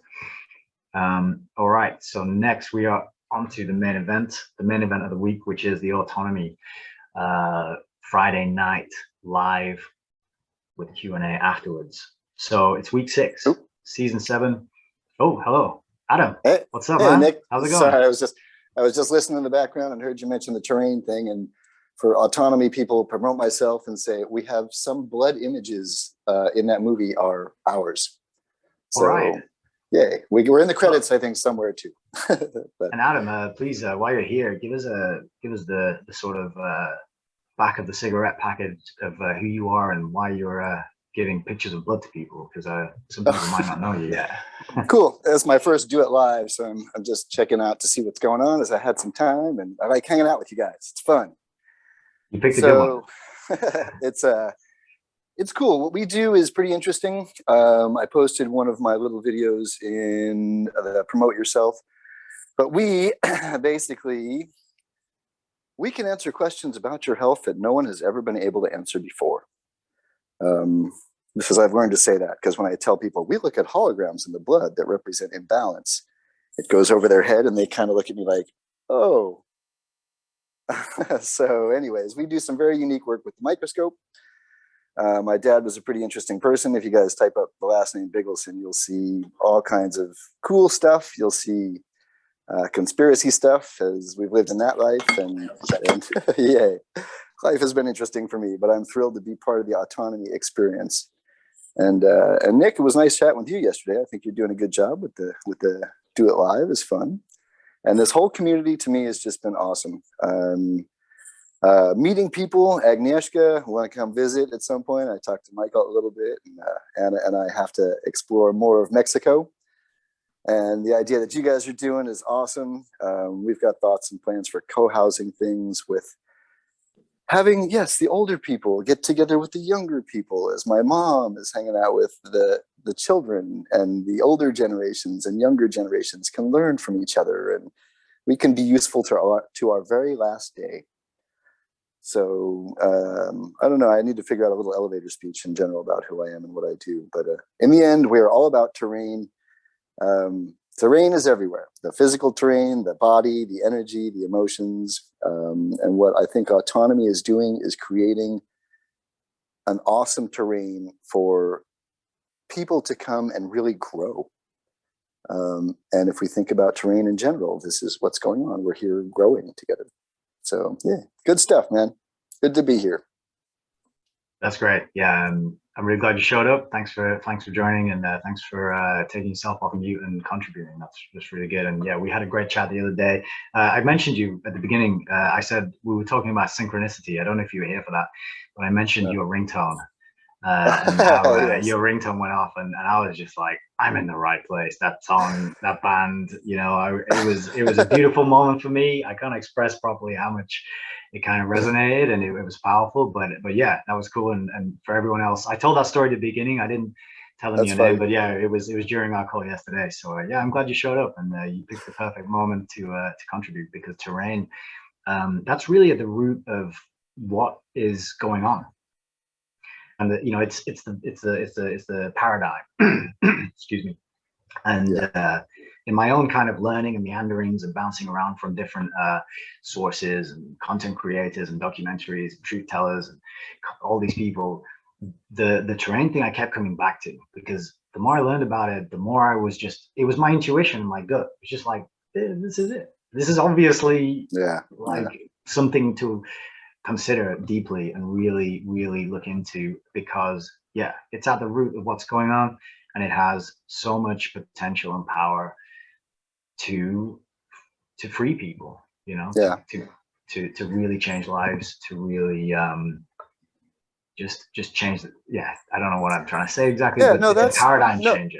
Yeah, you're right on it. That's the business we've been in. Is someone said that to me once. The business we're in is giving people freedom.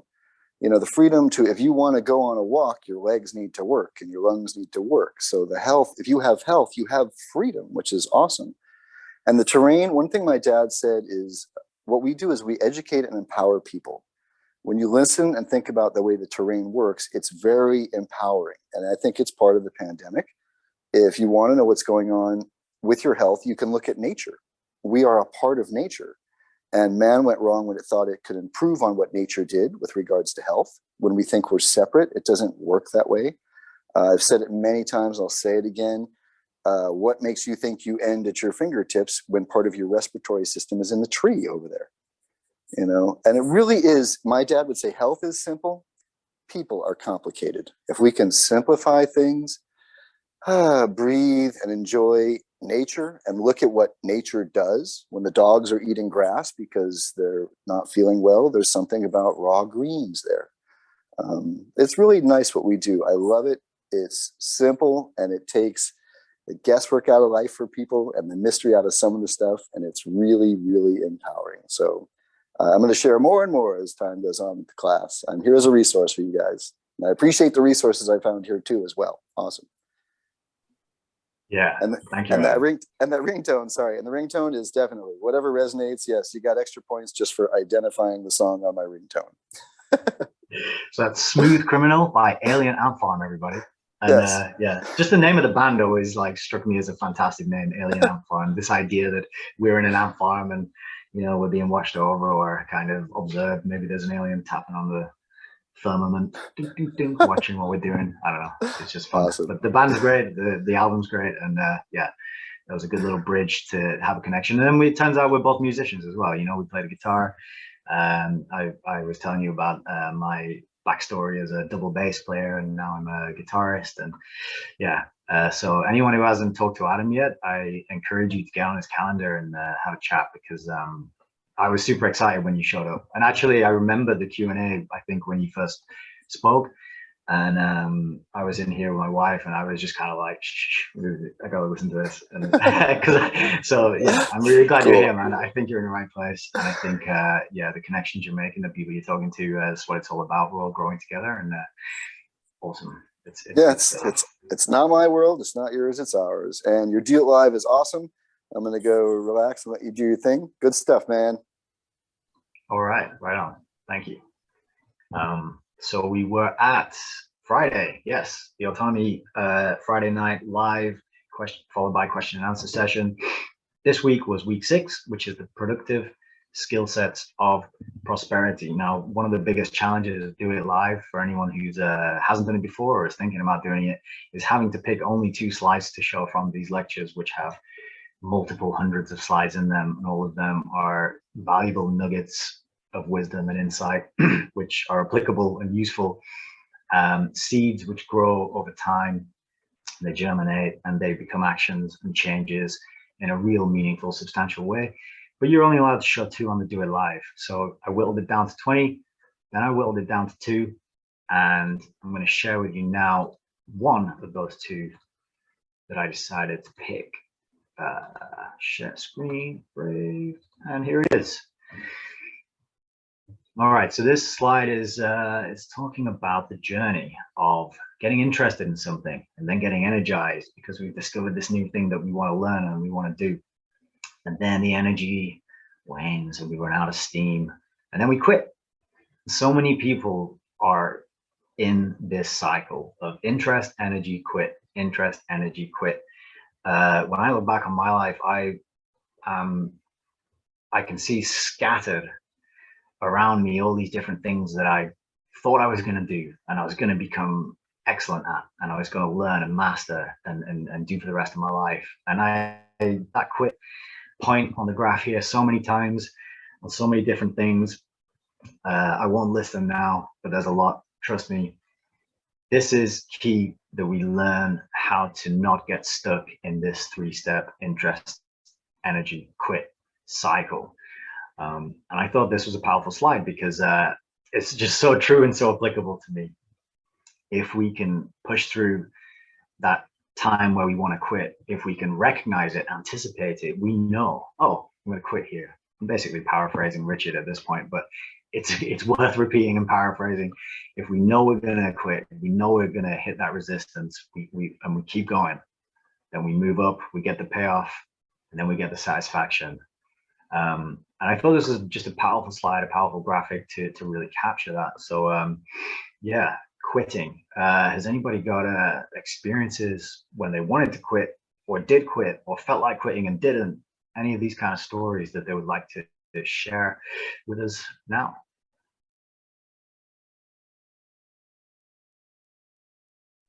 No, Well, Yes. honestly, I'll just chip in here, and maybe Bordy will want to talk about this too. But I was going to talk about, kind of military schools, and like for those of us that have been in the military and go through a lot of the different schools that the military provides for soldiers and sailors and so forth. This is kind of one of those things where you're going through different kinds of training, and you kind of go through this cycle, but they've designed those with that in mind, and you get at the end, you get to pin that thing on your chest that says, I got that, I know how to do this. I'm an airborne ranger, or I'm a air assault school graduate.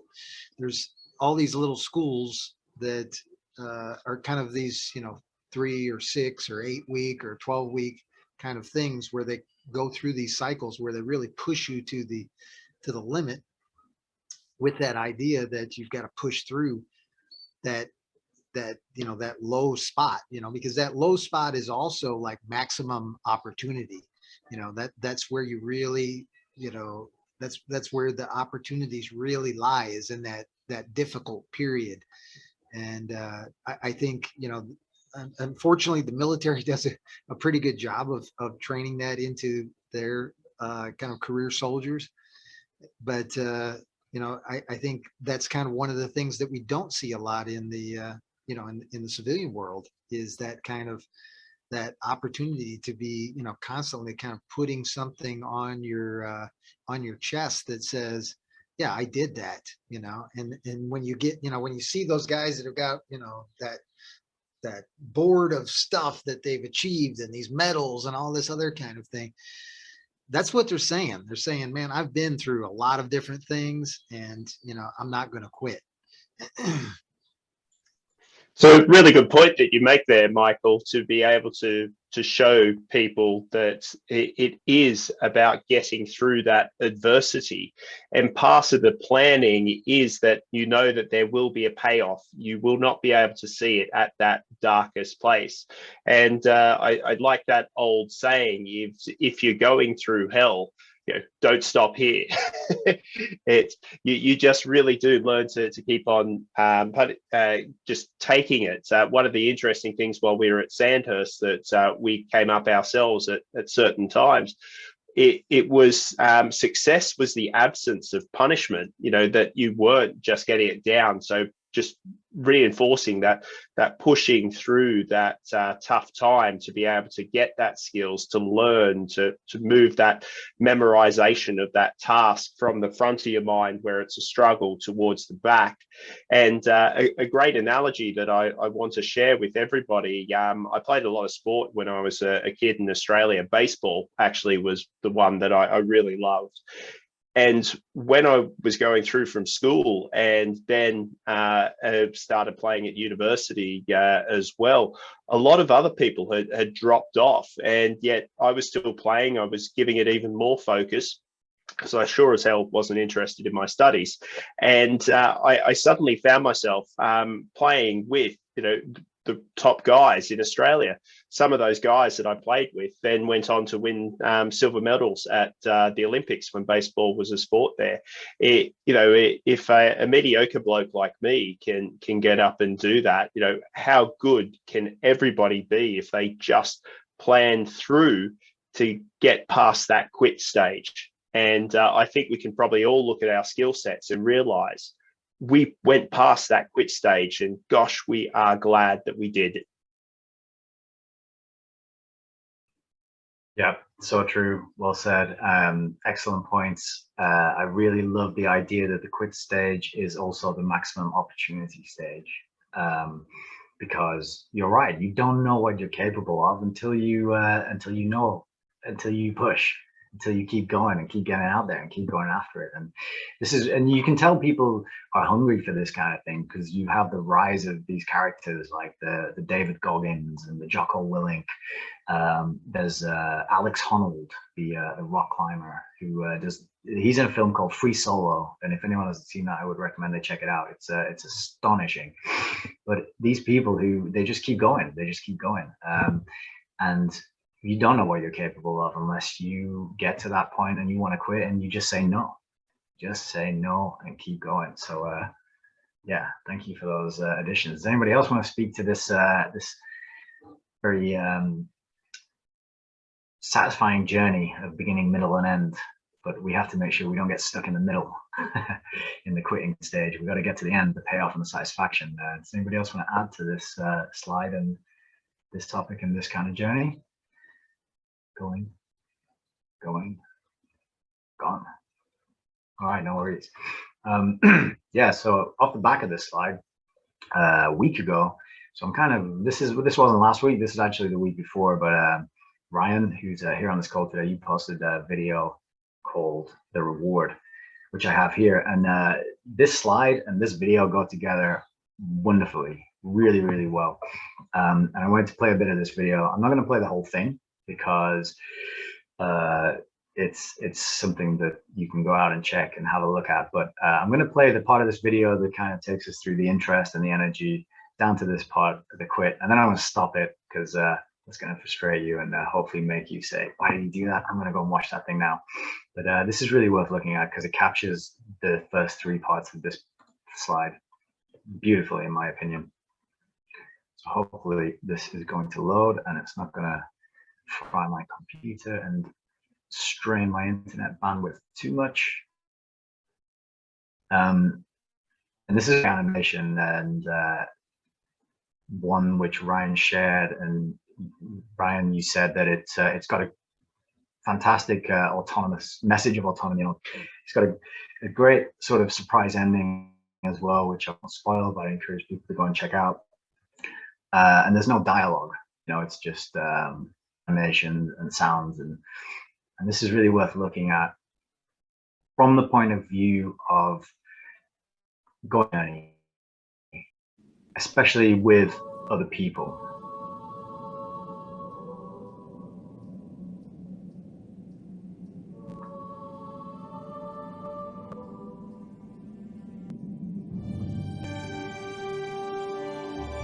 Can people see that?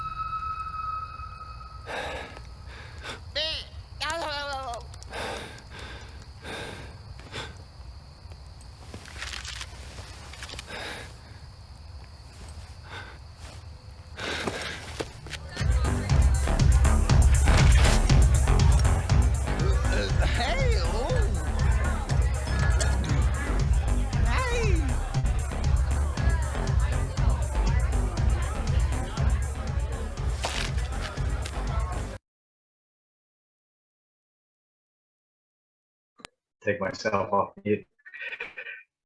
And I'm going to stop it there because I want to make the point of how frustrating it is to stop at that quitting point.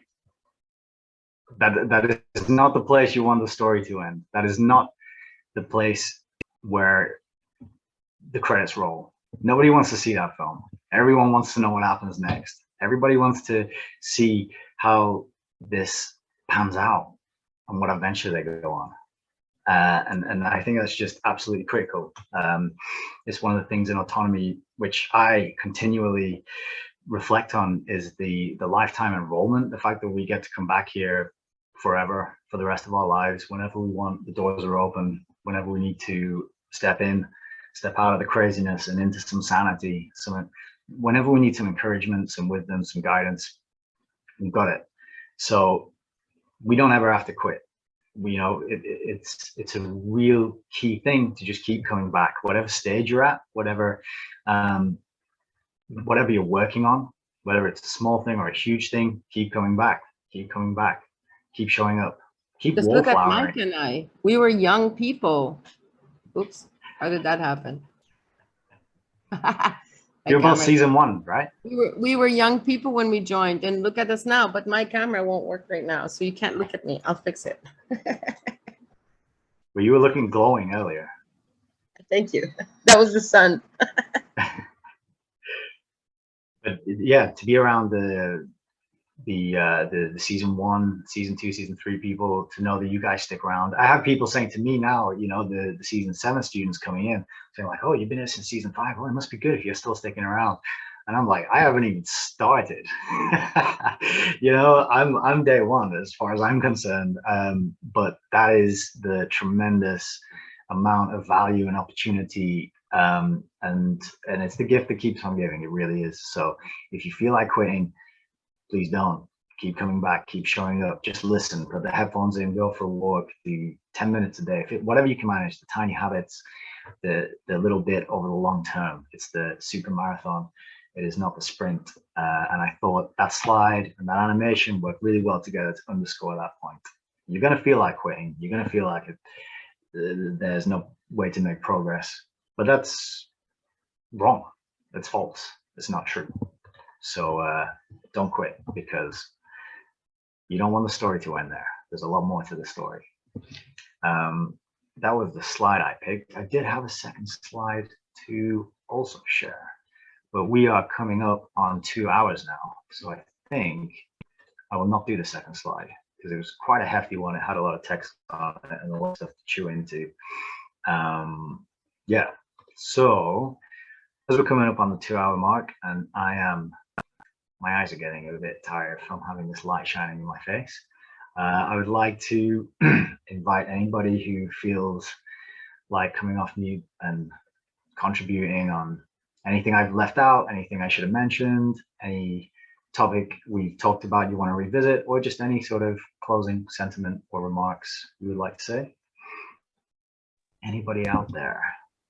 I'll jump in. This is Rob. Hey, Rob, how's it going? Good. Sorry about my profanity earlier. Didn't realize I came in hot. That's what happens when you're driving in New Jersey. Man. Yeah, exactly. Well, I just like to echo what everybody else is saying about the community and the lifetime learning, or just, that was my draw to it. As far as the entrepreneurial stuff, I've come up with like a million ideas. Now it's it's time to focus and pick something out. But the community, anytime people ask questions, you have people who are jumping in with ideas, suggestions, want to work on a project with you. It's just really good people. I haven't, the 2 seasons that I've been in, I haven't met a bad person in the whole group. So it's an awesome community. It's kind of all I had to say. Trying to get my garden going out here.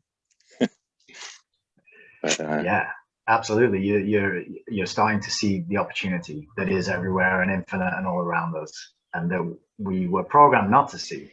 We had it's like the They Live sunglasses. We had them on, but in reverse, and it was hiding all the opportunity. And we, oh, well, wait a second. We take these glasses off and we can see all the opportunity now. And yeah, I'm glad you're having that same experience as well.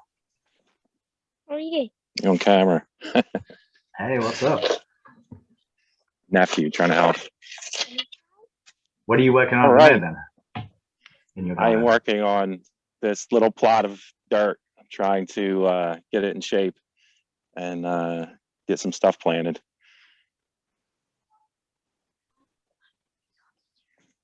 Good. So That's a beautiful patch of dirt.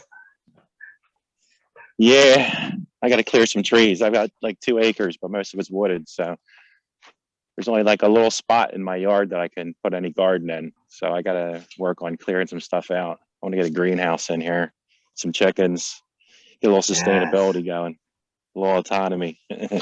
That's it.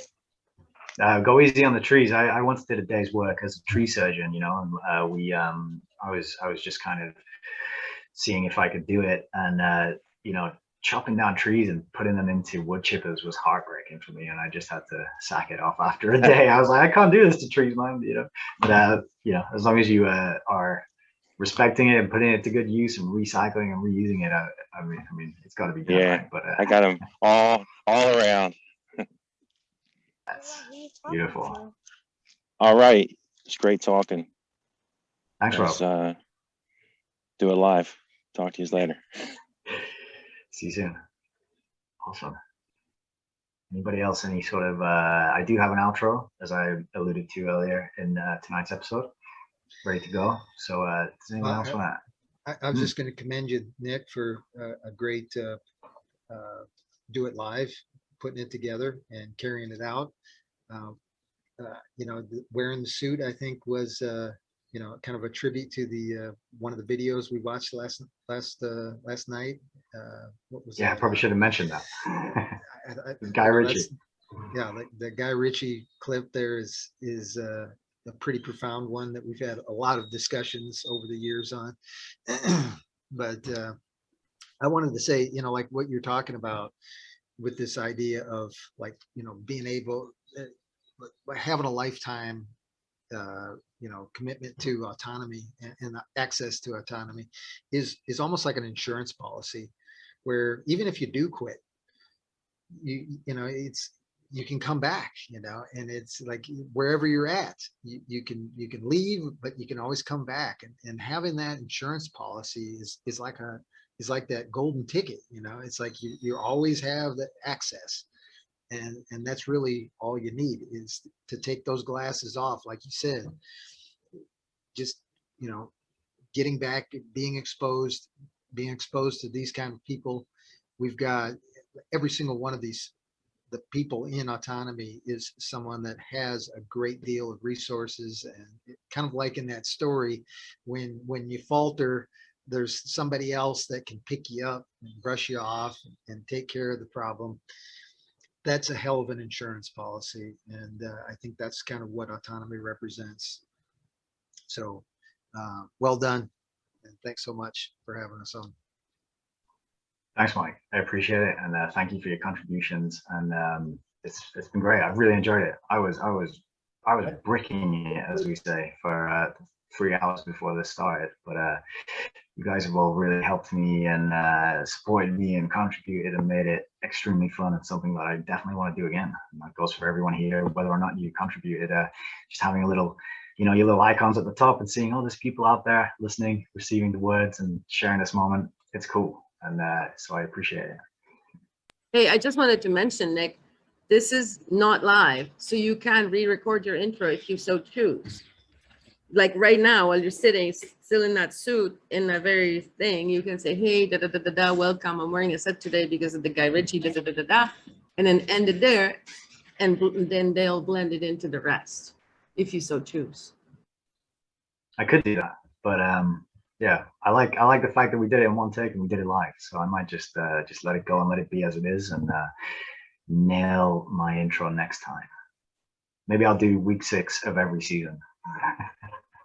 Nice. And my camera actually died, I think, so I don't have a camera anymore. All right. That is unfortunate. We can still hear you. Hey, Ryan. I actually I wanted to say, like, I actually missed 20 or 30 minutes before you started playing via animation clip thing because I had family visit in the middle of all this. So I don't know if you covered, because you had mentioned like, oh, at the end, I want to cover this whole synchronicity thing. So did you cover that or no? Yeah, we talked synchronicities a little bit at the beginning. The thing I wanted to talk about at the end was to revisit Mike's blog and close out with a couple of paragraphs from that, if he's happy for me to do that. The animation, I showed half of it to make the point that we don't want to quit, because there's the bit in the middle where because you recommended it, right? You put it in the Discord for us, and I consider it to be essentially autonomy in 9 minutes. It's basically what the story is. So I left it halfway through at the point where they quit, and I want everyone to go out and check it out, see what happens at the end, because it's a perfect 9 minutes. It's fantastic. It's well rounded. It's entertaining. It's powerful, and yeah, I think autonomy in 9 minutes is the perfect summary. All right. Any other final closing remarks before I go to my planned outro?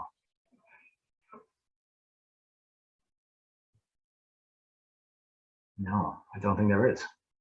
All right, so the thing I wanted to do at the outro, so this is Mike's blog.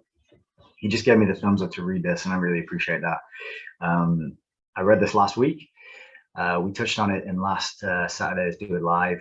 It's a really powerful piece of writing. It's beautiful, it's poignant, and it's touching. And I think it kind of speaks to the sort of often unspoken thing that we're all doing here, and we're all involved in, and we're all trying to get going in the world. And so with that, I'm going to share my screen so you can read along. And this is from Mike's blog, The 9 Steps to a Living Relationship. And I'm just going to go through the very end of it here, because I think it's powerful and it's beautiful and it needs to be said. So, for those of you who feel particularly unable to attain excellence in one or more of these steps for whatever reason, do not be afraid to reach out for help. Be grateful you've made the biggest and most difficult step of all, identifying an important need. Frankly, this is going to be an area you will have to be particularly gentle and patient with yourself. It will probably be a stubborn obstacle, but be assured that when you overcome it, it will be one of your life's greatest achievements. Love is a very big subject, an art and science worthy of much practice and attention, and worth it. How it came about that we find ourselves lacking in it where we are at is secondary to understanding that ours and our loved ones' health and happiness revolve around our mastery of this knowledge and its practice. If you're fortunate enough to attain it, congratulations. For those of you striving to attain it, be determined to find excellence, and you will. And I thought this is, the article, the blog is about love, but I thought those 2 paragraphs, particularly the end as well, also apply to autonomy. Keep showing up, keep coming back, keep contributing, listening, taking it in. These ideas and concepts are like seeds, and they grow over time. I'm a year into it, and I still consider myself a beginner, but when I look back at where I was a year ago, my life's totally changed. I'm a different person. And all these seeds that get cast out during lectures and Q&As, they take root, they grow. It takes a little time, so be gentle. Keep coming back and don't quit. And with that, I am going to conclude tonight's Do It Live. The last thing I want to do is a bit of funky, upbeat outro music. So, I'm Nick. Thank you all for being here tonight. Thank you for listening. Thank you for taking part and contributing. This has been awesome. I've really enjoyed it. And I'm now going to share the outro Great music. job. Great job, Nick. Thank you. Thank you very much. All right. Good night. See you all soon.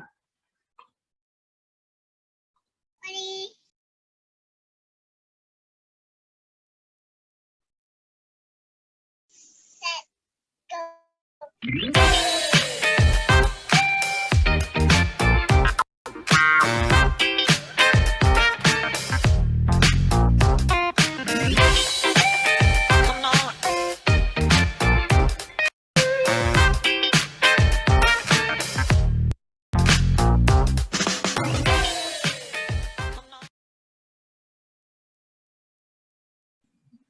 Great. Nick. Boom, we're done. Woo!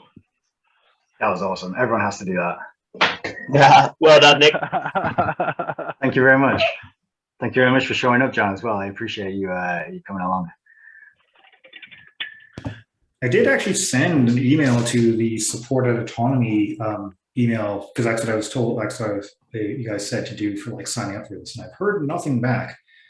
So I don't know if I do, if it was just like, we don't want you to do it, or I think you the know, support at autonomy goes to Joshua.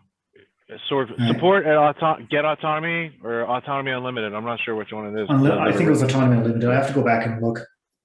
Either way, I sort of left it alone for a bit for the moment. But yeah, did that a few weeks ago, I think. Yeah, I believe it's support at autonomyunlimited.com.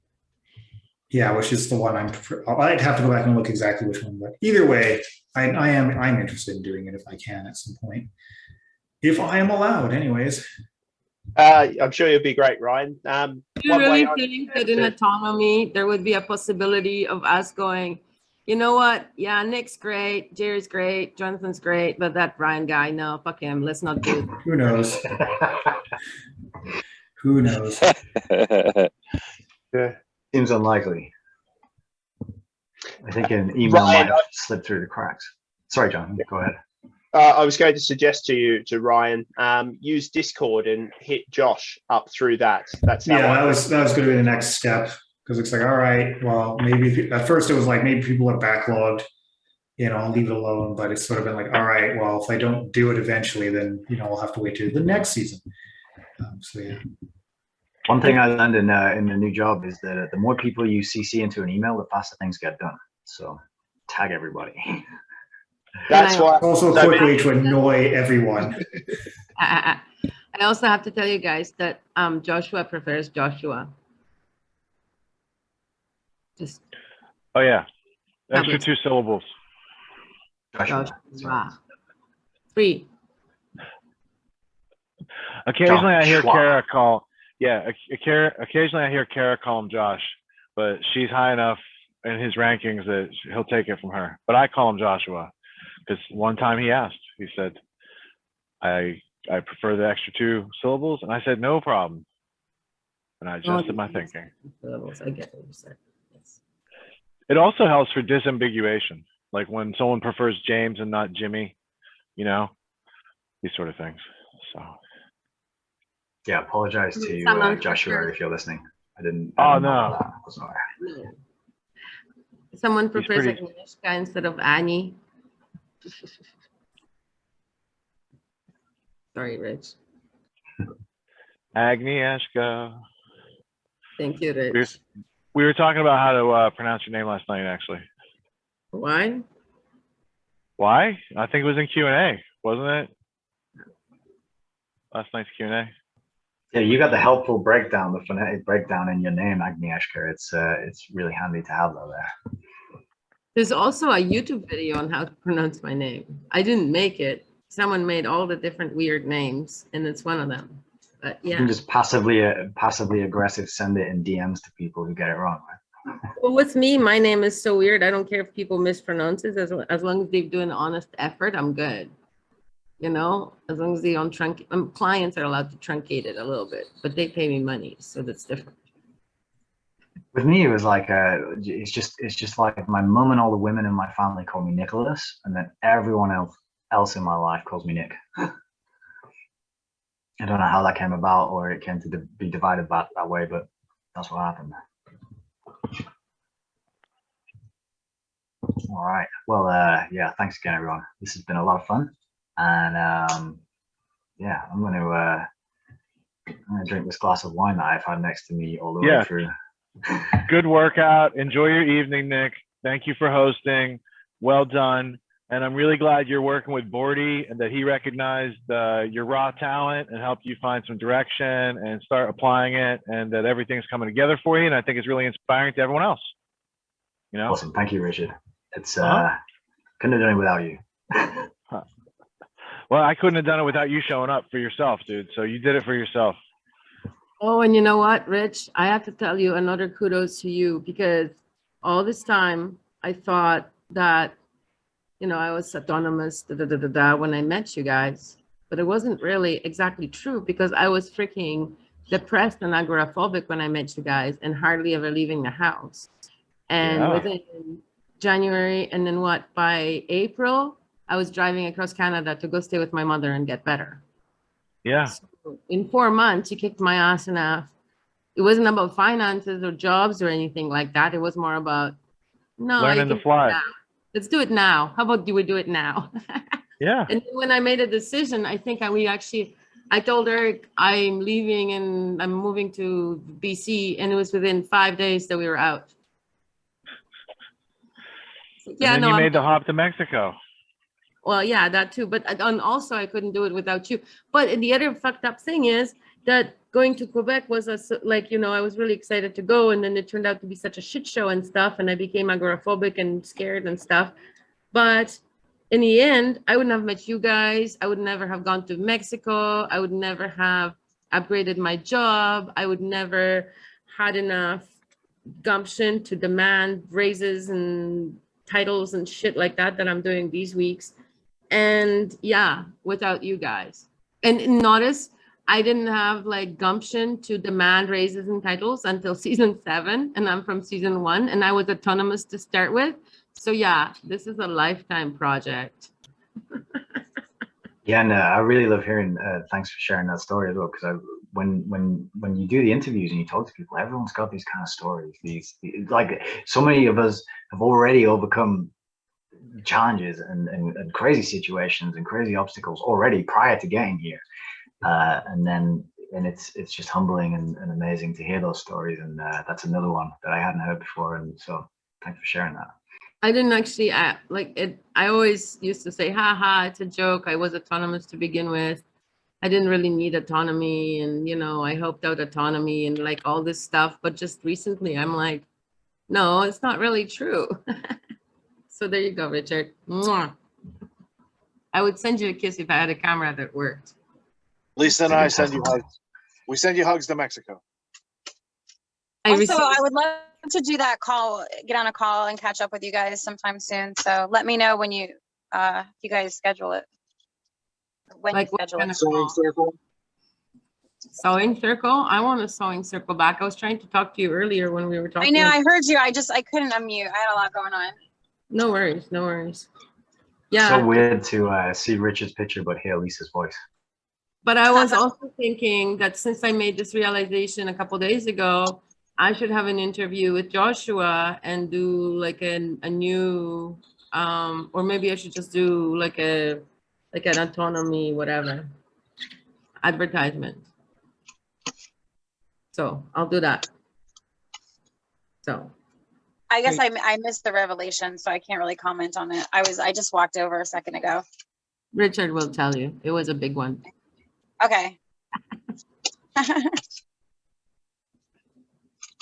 Nice to hear your voice. Love you guys. Love you. Nice to hear your voice. Yeah, it was a good show today. I was listening in on my phone for a little while, and then I had some things going on, so I had to jump out.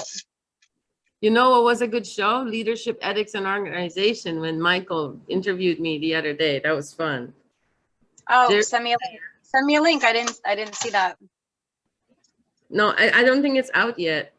Is Mike still here? No, I think, oh yeah, he is. Yeah, I don't know if it's out I just yet. posted it in the student events. Okay, Oh, yeah? thanks. Okay, cool. I'd love to see I'll it. check it out. Yeah. Well, it's nice to get hugs from you guys. Yeah, you look good. It was nice to see you earlier. I was like, gosh, she looks great. Looks like Mexico suits you. The sun was really favorable to my wrinkles today, I found. The sun is kind to us. Oh, good. Thank you. Thank you.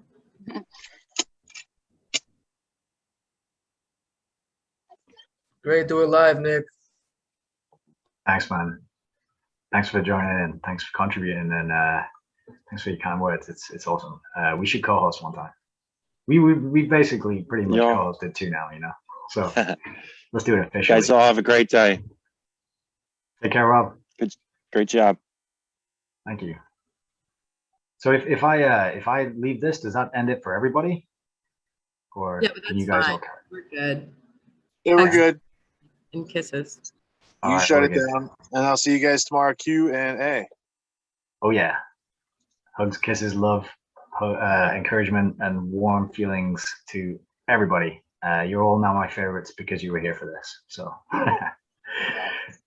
see you all Good soon. work out and feel the accomplishment of a day well executed. Yeah, I was very impressed. That's awesome. Cool. I'm grinning from ear to ear. Oh yeah, my camera's on, so you can see that. All right. Cool. Right. I'm gonna end this. Thank you all again, and see you all soon. Have a good one. Awesome work. Bye-bye. Bye-bye. Care, everybody.